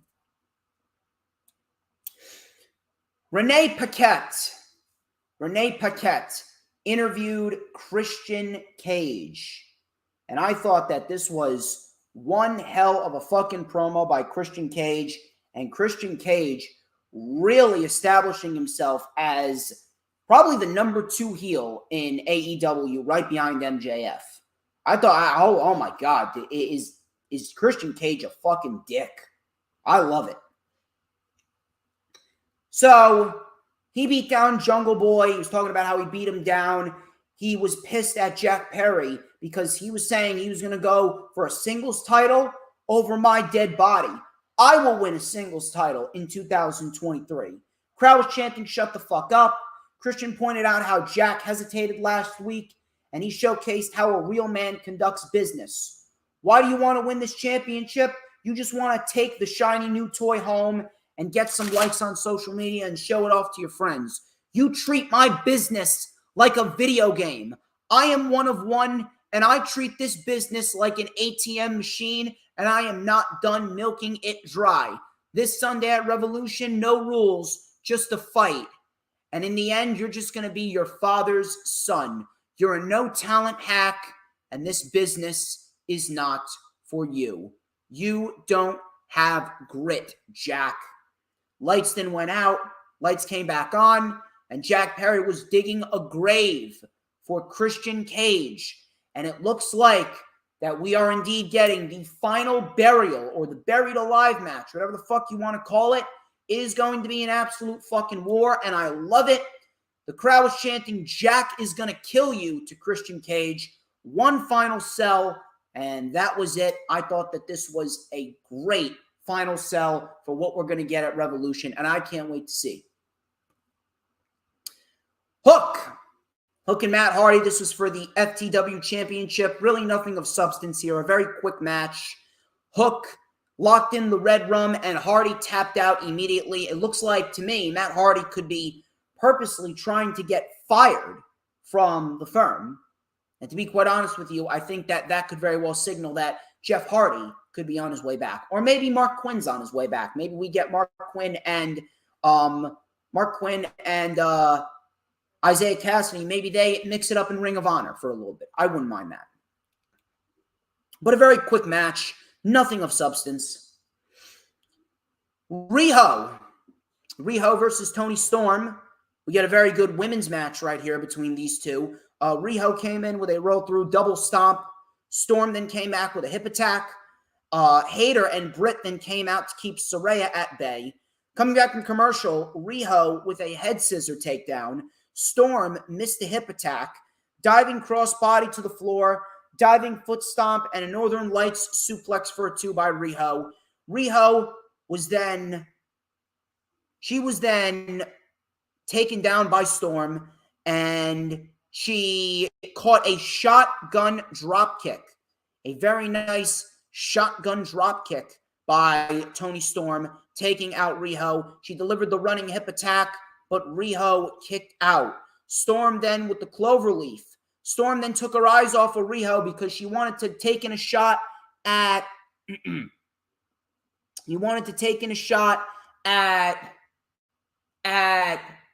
Jamie Hayter, I believe it was, because Jamie Hayter and Britt Baker, they were mixing it up there. We got Jamie Hayter causing a distraction, and Riho rolled up Toni Storm for the win, and Riho is starting to build some momentum for herself. Now, based on what happened on Rampage, she actually got a second win for herself. If they want to, I would not mind at all if we get a match between Riho and Jamie Hayter after Revolution for the AEW Women's World Championship. I think that that would be a great move. I think that that would really, build some credibility under Jamie Hayter. And if anything, it would be a great showcase for the women's division as a whole, because Riho and Jamie Hayter are two very good professional wrestlers. So afterwards, we get this big brawl between Ruby Soho. She knocked down Saraya, and she also knocked down Jamie Hayter. She is not taking sides here, and it will indeed be a triple threat match at AEW Revolution. Casino Tag Team Royale. I don't know about you, but this Battle Royal, it just didn't hit. I'm sorry, man. This Battle Royal just did not fucking hit. Did not hit how it should hit. Did not hit how it usually hits. A very, very, very lackluster Battle Royale. I was actually very disappointed. And above all else, you got the Dark Order. You got Aussie Open. You got Top Flight. You got the Lucha Bros. You got La Facción and Gobernales. And everyone in this match is a real tag team. But instead, you decide to go with fucking Orange Cassidy and Danhausen, who aren't even a real tag team. And I already ranted on this on the rundown. Why is Orange Cassidy turning his attention to the tag team titles when he should be turning his attention to the All Atlantic title? And he should be focusing on that solely. Very fucking stupid. I don't know what the fuck they're doing here, but very, very, very poor decisions made here. And it's almost like they they deliberately tried to sabotage this match. I don't get it. I really don't fucking get it. If anything, you were better off just doing a match with the Guns and the Acclaimed at the pay-per-view rather than this shit. What a poor fucking decision. Very, very fucking poor.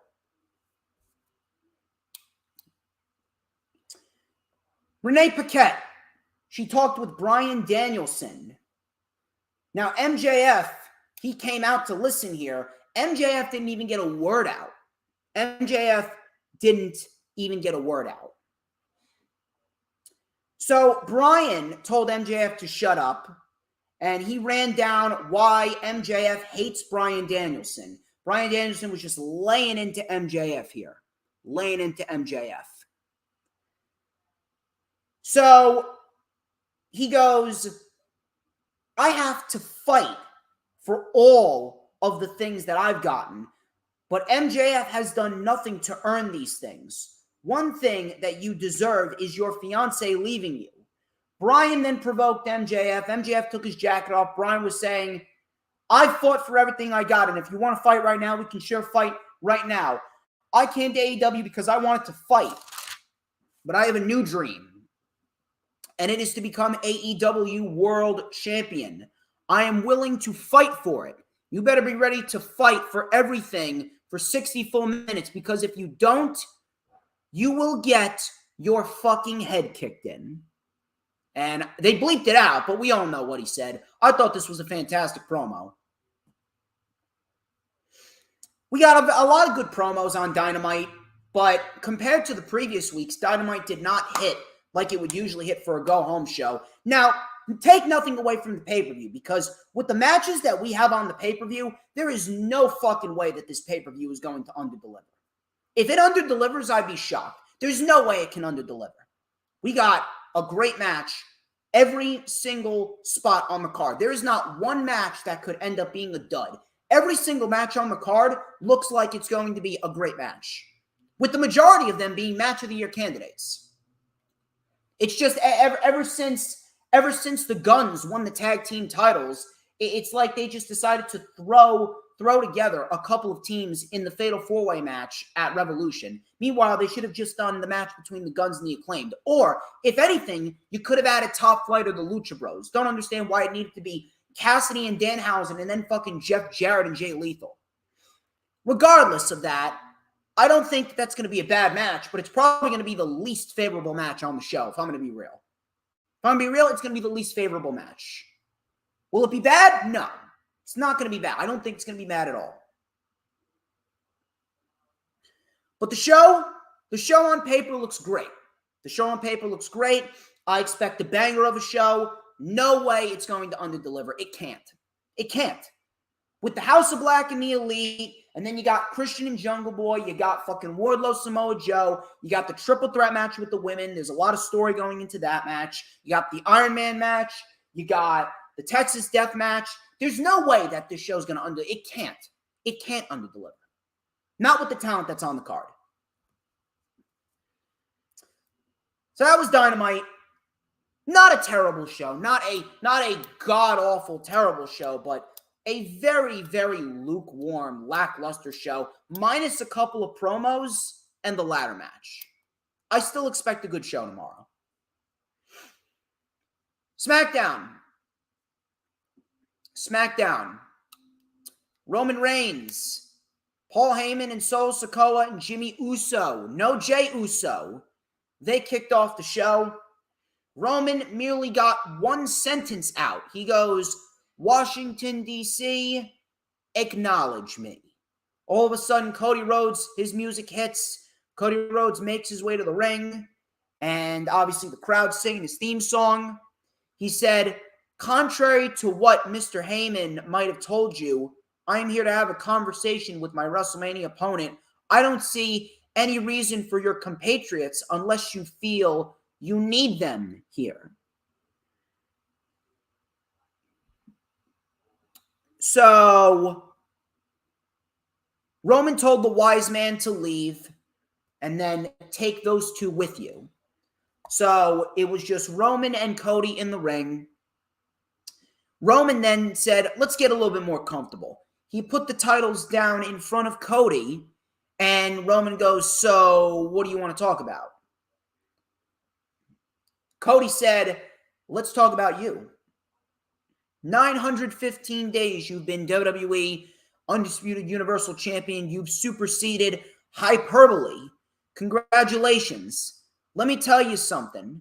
For some, you are impossible. But let me tell you something. When it comes to me, the goalposts have constantly been moved. No one thought that he could ever survive Stardust. No one thought that anyone would pack an arena full of 10,000 people to watch me and my little friend's indie show. And yet somehow the goalposts still is moved back and forth.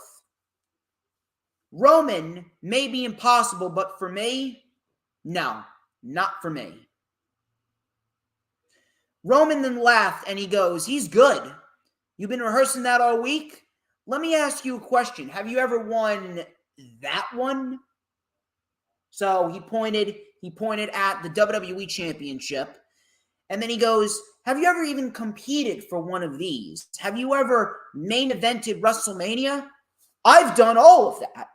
I've been groomed since I was a little boy, not just by my father, but by your father. So let's talk about your dad. No, and don't worry. I didn't come out to degrade him. I can't. He's done a lot for me. The Dream is the one that put the confidence in me. We would talk about everything. We would talk about the main events. He was the best. But you know what he said about you? Nothing. He never said anything about you.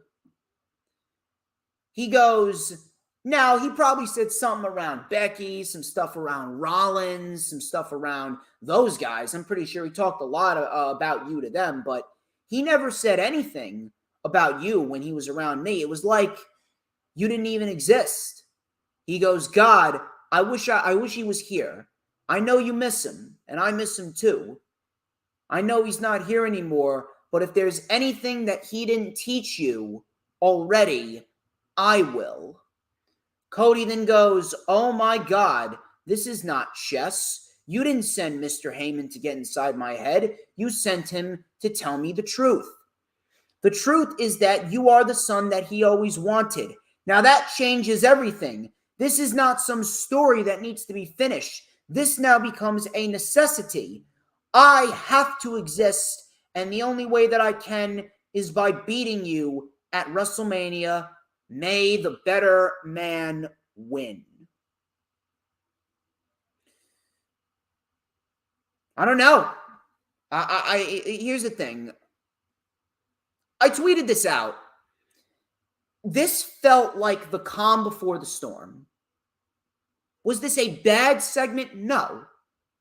But it seemed as though Roman Reigns took 80% of this segment and Cody took 20%. Why is it that you're not allowing Cody to speak? Is this really the vision that you have for Cody going into this match with Roman Reigns? Is Cody really going to be this timid, respectful, goody two-shoes that plays by the rules and takes all of this verbal tongue-in-cheek warfare from Roman Reigns? Is that really what the story is? Because if you're asking me, that's not really going to do it. That's not really going to do it at all. If anything, that could very well put more of the investment in Roman to beat Cody rather than Cody beating Roman. And Cody right now is the best possible individual to beat Roman. There's no reason, no fucking reason why Cody Rhodes should be losing to Roman. But you need to make people believe that Cody Rhodes is the right man to do it. I know that he's the right man to do it, but not everyone is going to feel that same investment for Cody Rhodes, because a lot of these WWE fans and a lot of these wrestling fans that watch WWE, and I use that term very loosely, they merely watch WWE and they're stuck in a WWE bubble. They don't know what Cody Rhodes is really about. They don't know who the American Nightmare is. Meanwhile, in AEW, we knew who who the American Nightmare was, we knew what Cody Rhodes is all about in AEW. And honest to God, but just like I said in the beginning of the stream, this honest to God felt like a Vince McMahon produced segment where he just wanted Cody to be out there, be timid, be respectful, and have Roman Reigns just cut down Cody Rhodes. It honestly felt like Roman Reigns was just put in there to cut down Cody Rhodes. And Vince McMahon wanted to do that because of what Cody Rhodes did, how he went and made himself into something outside of WWE, even when everyone said it couldn't be done.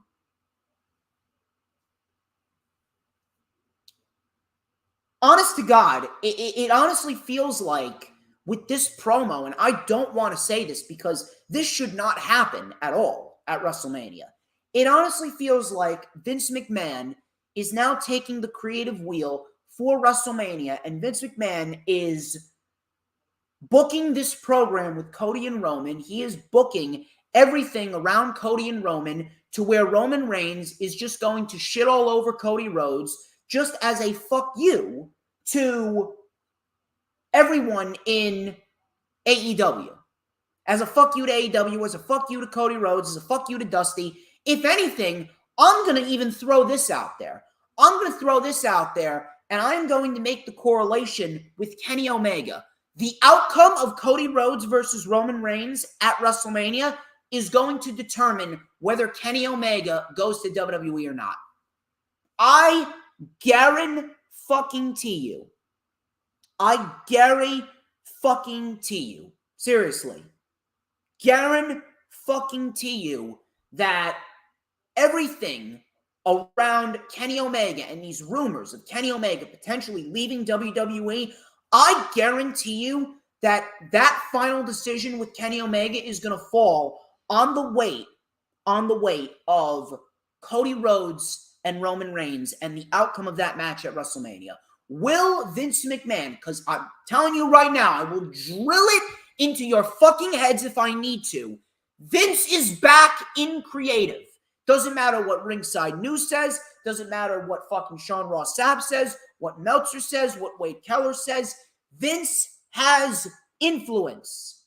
Vince has influence over creative. It honestly feels like whatever happens here, that is going to determine whether Omega comes to WWE or not. Will Vince allow Cody Rhodes, a guy that made a name for himself on the independent scene and made himself into a fucking star, is that the guy that Vince McMahon is going to allow Roman Reigns to lose the title to? Very, very tame. It was good, but it was very tame. They did not push forth the narrative of, I'm Cody Rhodes, I need this because I have been fighting for this, and I had to go through hell and back in order to earn my way back to the WWE.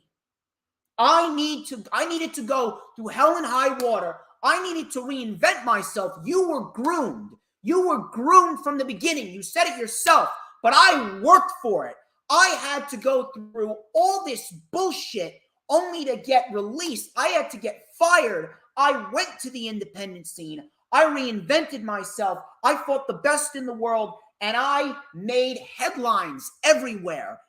Not even in WWE. I made headlines everywhere, and I didn't need WWE to do it. I didn't need the machine. I did not need to be groomed. I worked my way into this opportunity, and I came back here because now, finally, I am ready. I wasn't ready back then. Now I am ready. I am ready to finally achieve what I was set out to do.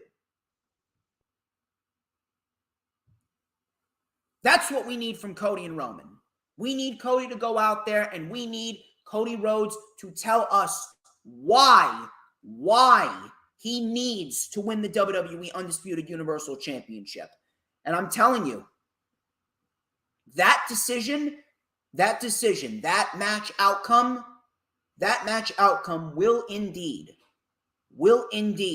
be the deciding factor of who who Kenny Omega decides to sign with, whether he signs with Triple H or Vince or Tony Khan. Omega's decision will fall on the outcome of this main event. There's no way that it can't. There's no way that it can't. If Cody does not win, I don't think that WWE will secure Kenny Omega. Because Kenny Omega, at the end of the day, I know for a fact that Roman Reigns and Cody Rhodes, they're going to put on a great match. But I also know for a fact that Kenny Omega absolutely doesn't just want to come to WWE just to say that he did it. Kenny Omega wants to come to WWE to leave a lasting impression, to fucking win championships. And if Kenny Omega shows up in WWE, Kenny Omega easily is world championship material the moment that he walks in the door. No matter what anyone says, the guy is legitimately the perfect, well-rounded professional wrestler. Guy's got a great look. Guy's a fantastic professional wrestler. The guy is very good on the microphone when you want him, when you just let him go out there and talk. Guy can hold himself on the microphone. The guy has a certain level of sarcasm to him in which makes him entertaining. The guy is the perfect, well-rounded professional wrestler. Kenny Omega is world championship material the first day that he walks in to WWE. But the question is, will WWE, more specifically Vince, be willing to give him that? I don't know. That decision will fall on what happens at WrestleMania in the main event. Because if Cody's not the one to beat Roman, I don't think that Kenny Omega is going to show up. I really don't.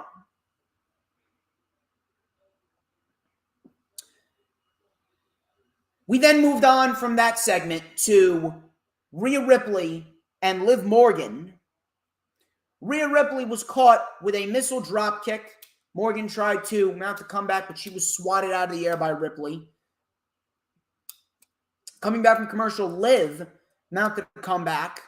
We had a springboard code breaker, another diving code breaker for 2. Liv Morgan with an enziguri, step up knee. Dominic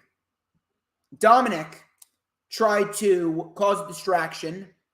Or, no, he didn't cause a distraction, rather. He just watched on. So Dominic watched on. Rhea Ripley went for a dive. Rhea Ripley powerbombed Liv Morgan as Morgan dove off the top. Ripley with the riptide and a reverse inverted cloverleaf. Knee on Morgan's head, and Morgan tapped out. We had a decent little match. I actually like what Liv Morgan and Rhea Ripley were doing here. I could have watched it a little bit more. This was great. This was probably the highlight of the night for me.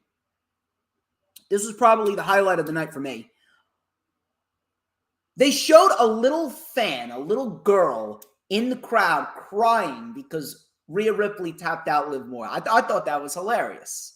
I thought that was fucking hilarious. This match at WrestleMania between Rhea Ripley and Charlotte Flair, it must not end any other way than Rhea Ripley winning the championship. Rhea Ripley must win the championship. I do not want to hear a single peep out of anyone.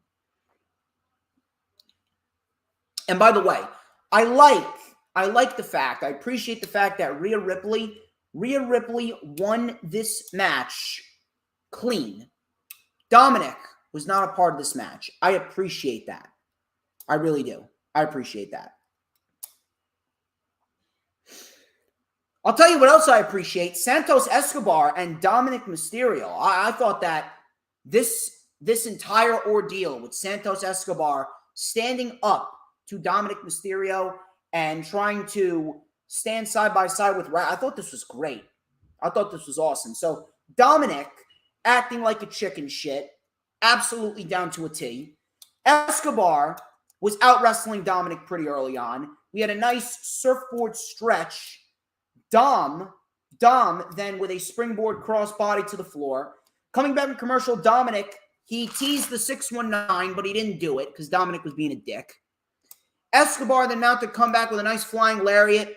Tilt-a-whirl into a leg drop by Escobar. Dom and Escobar then collided heads. Rhea Ripley with a riptide to Escobar behind the ref's back.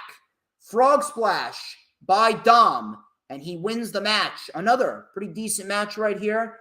And we got one hell of a segment afterwards because Dom took the mask that Escobar was gifted by Rey Mysterio, and he ripped the mask. Escobar watched on. Rey then came out. Rey was not happy. Dominic then egged Rey to hit him again. Dominic then cheap shotted Rey, and the crowd showered him in boos.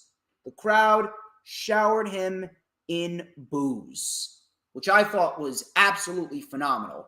Escobar and Rey Mysterio, I wasn't really too keen on babyface Escobar, but he's slowly starting to grow on me.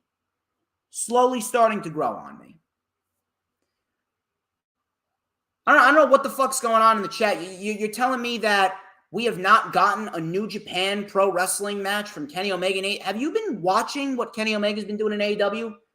Have you been watching his match with Pac? Did you watch his matches with Moxley?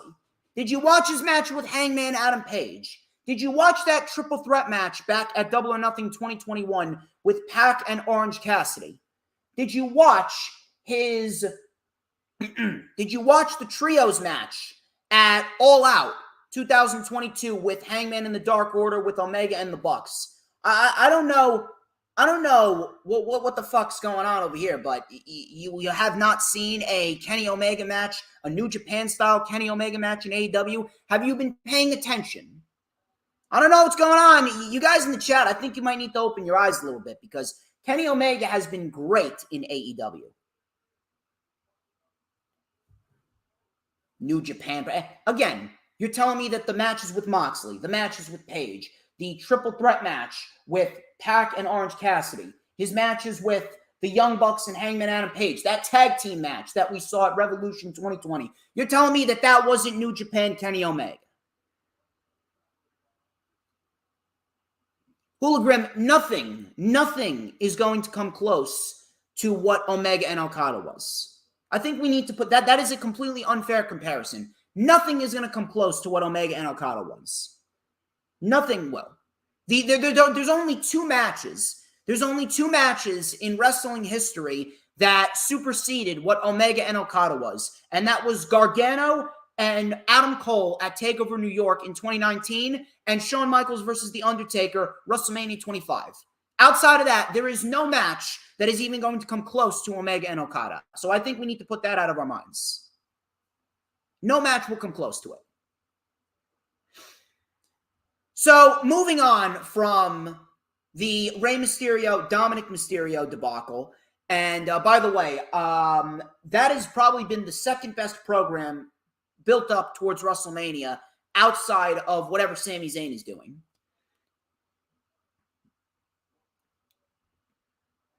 Drew McIntyre came out to address the WWE Universe. He called out Gunther for WrestleMania. Sheamus, he came out and he was not happy with Sheamus. He's like, well, what are you doing? He wasn't happy. He was pissed that Drew McIntyre was coming out to challenge Gunther because he knew how much the IC title meant to him. Don't tell me to calm down. You know that I wanted Gunther at Mania. Drew said, you're not my parent.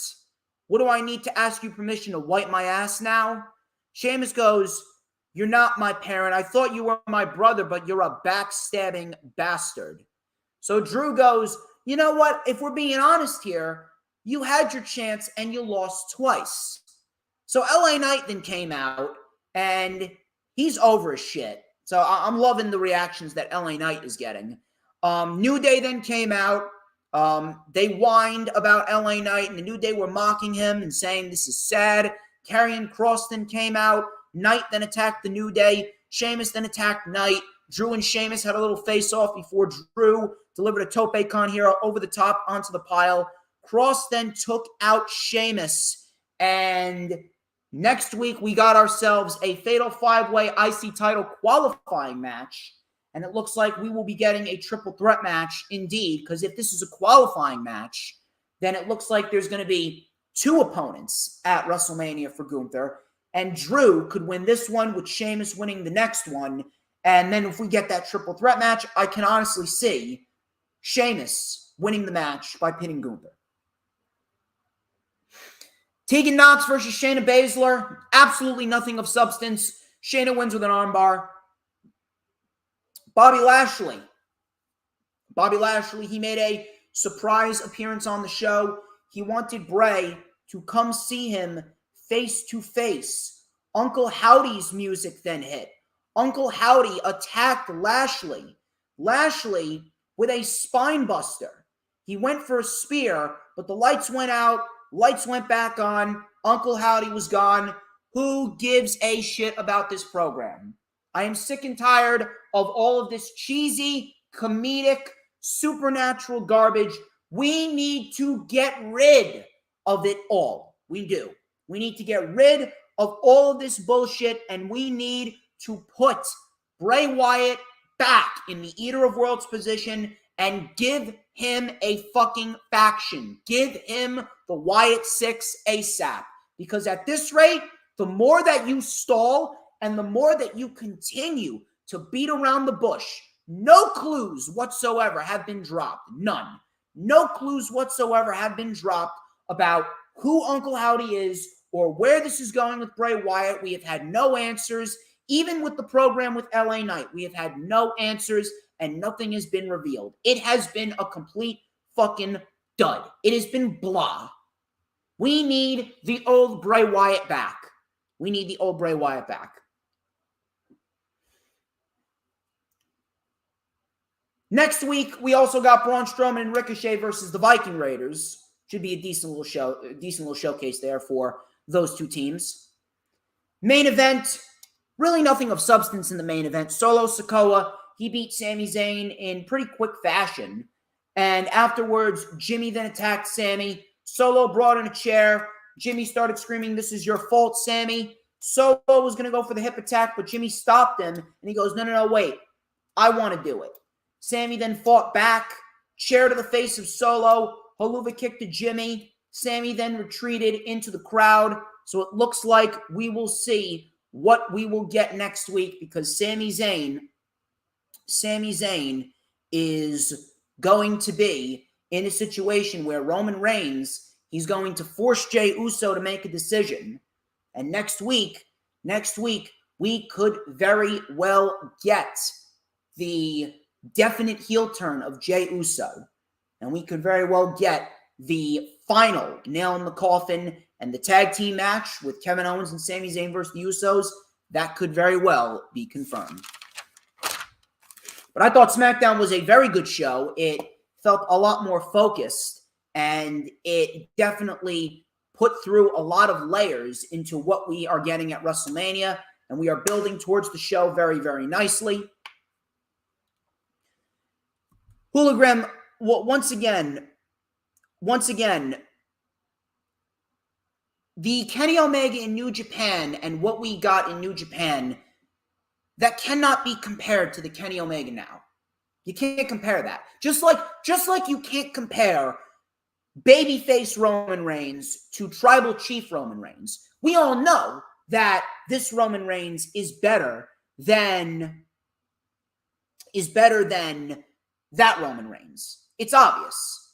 But it's an unfair comparison because that Roman Reigns and this Roman Reigns were booked under two different eras, two different regimes, two different storylines, and two different creative directions for Roman Reigns. So you can't really compare the babyface Roman Reigns to the heel Roman Reigns. The heel Roman Reigns will always be superior to the babyface Roman Reigns. That goes without saying. A fucking infant could figure that out. It's the same thing with Kenny Omega. Certain superstars are going to have certain eras in which they will peak and they will not be touched. The Bullet Club Kenny Omega is not going to be touched.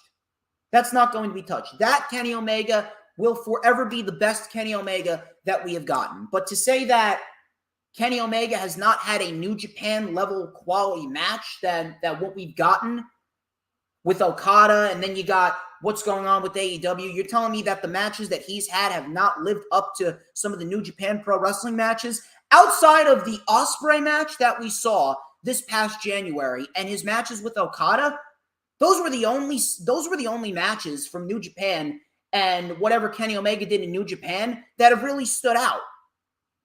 Really. Those have been the only matches from Kenny Omega in New Japan that have really stood out. I can't really think of any other match from Kenny Omega's New Japan run outside of the match with Ospreay and his matches with Okada that have stood out. All of his matches in AEW and the matches that he put on with Pac and Moxley and Hangman Adam Page, the trios matches that he's been putting on, especially with the Death Triangle, his fucking match with Rey Fenix on Dynamite in front of 500 people at the beginning of 2021. I mean, oh my God. You go watch that match with Rey Fenix again from Daily's Place in 2021 and then tell me Kenny Omega's watered down.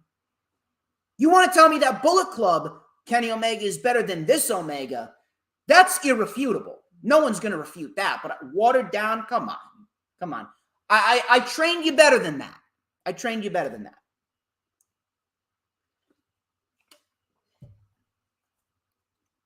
Rampage.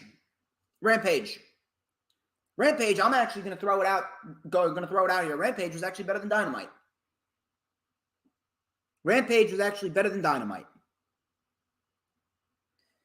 So we had a fatal four-way tag team match between the Blackpool Combat Club, Aussie Open, Top Flight, and the Dark Order to kick off the show. And I actually guarantee you right now that this fatal four-way match is actually going to be better than the fatal four-way match that we get tomorrow. Not to say that it's going to be a bad match, but I mean, you take a look at the quality of tag teams in this match versus that match. I don't understand how you're going to refute that this match is ultimately going down as better than what we're going to see on Sunday. Not to say that what we're going to see on Sunday is absolutely going to be bad.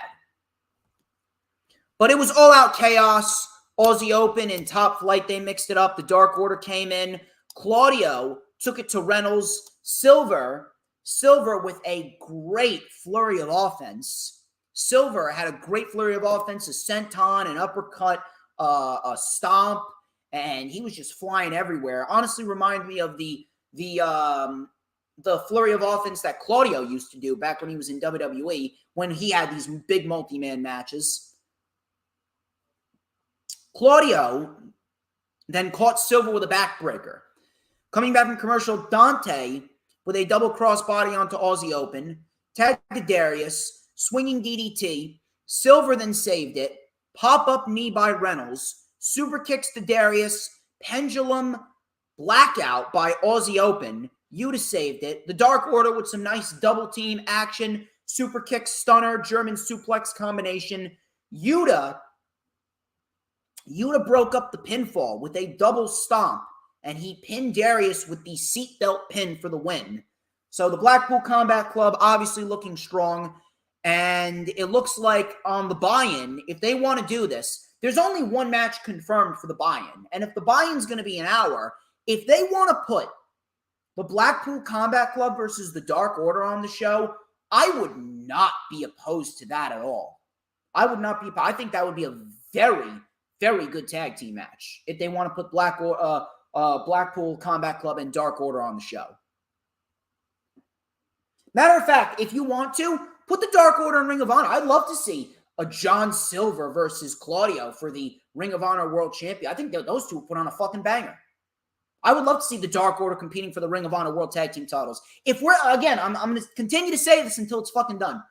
If we're going to do the Jay Briscoe Tag Team Invitational over here, I would like to see a tournament and put the Dark Order in there, put Top Flight in there, put the fucking Kingdom in there, put Private Party in there if they're back, put La Facción and Gobler Nales in there. Give me something of substance there, and I could absolutely get behind that. So, Blackpool Combat Club win, and it looks like we could be setting up for a Blackpool Combat Club versus Dark Order tag team match, probably on the buy-in, which I would not mind. Riho versus Emi Sakura.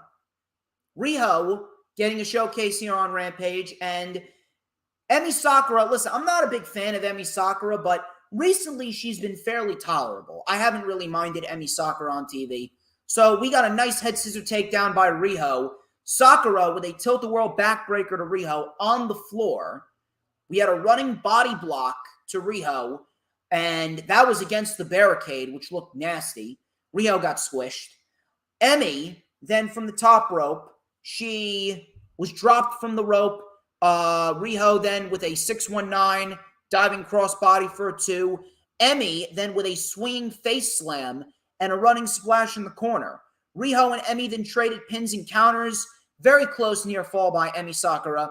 We had a knee by Riho, lariat by Emmy for a 2. Emmy with a moonsault. Riho moved. Riho missed the double stomp. Crucifix roll through. She went around. Very nicely done. Nice transition by Riho. Riho then pinned Emmy Sakura for the 1-2-3 win. And we got a very good match. And it looks like Riho could very well be an opponent that Jamie Hayter is going to be looking down the barrel to, possibly some point after AEW Revolution. Serpentico and Powerhouse Hobbs. This was academic here. Powerhouse Hobbs just destroyed Serpentico. And Hobbs, he's actually got a new finisher. He's using the Burning Hammer. So I actually don't mind that. I actually like him using the Burning Hammer. Hobbs then took the mic. He goes, Bay Area, it don't matter if it's Samoa Joe or Wardlow. The next chapter in the book of Hobbs is the TNT Championship. Maybe, but not yet. Not yet. Matter of fact, I think the next chapter should be the All-Atlantic Championship, and I would have Ricky Starks win the All-Atlantic title from Orange Cassidy, and then Ricky Starks can hold that title going into the fall, and then we get Ricky Starks and Powerhouse Hobbs. That is the proper way to do it. Keith Lee and Dustin Rhodes versus Swerve Strickland and Parker Boudreaux. You want to know what I took away from this match? Parker Boudreaux needs work. Parker Boudreaux needs work. He needs to work on his craft. Parker Boudreaux, he just doesn't have it. Parker Boudreaux, his timing is very, very off. Now, that did not take away from what was, for the most part, a very good match between two teams. Keith Lee, Dustin Rhodes, and Swerve Strickland mainly carried this. And in the end, Keith Lee won it with the ground zero on Parker Boudreaux. And I don't know if we get Swerve Strickland and Keith Lee on the buy-in, but that's definitely something that they can throw on there if they want to. But either way, that wraps up this edition of the Lightning Flash Update. Thank you all once again. You guys have been fantastic. Like, comment, subscribe. Check out all those links in the description. Please be sure you are ready for what is to come this month. And on Monday, be ready. I hope you guys are all for work on Monday, because on Monday at 2 p.m. Eastern Time, it is the Rewind for AEW Revolution 2022. I will be discussing everything that goes down tomorrow night. It is going to be big. But until next time, thank you all. Thank you, Lisa, Sleeping Angels, Hula Grim, Dee, The Final Hoss, Paul. You guys have been fantastic. Excellent stuff across the board. Till next time, I'm DJ Storms. This has been the Lightning Flash Update. But before we get out of here, let me ask y'all the question that everybody must answer. Who runs the IWC? You gotta tell me, because it is so important that you do. Oh, I will tell you who runs the IWC. Who? But DJ motherfucking Storms. And don't you ever forget it.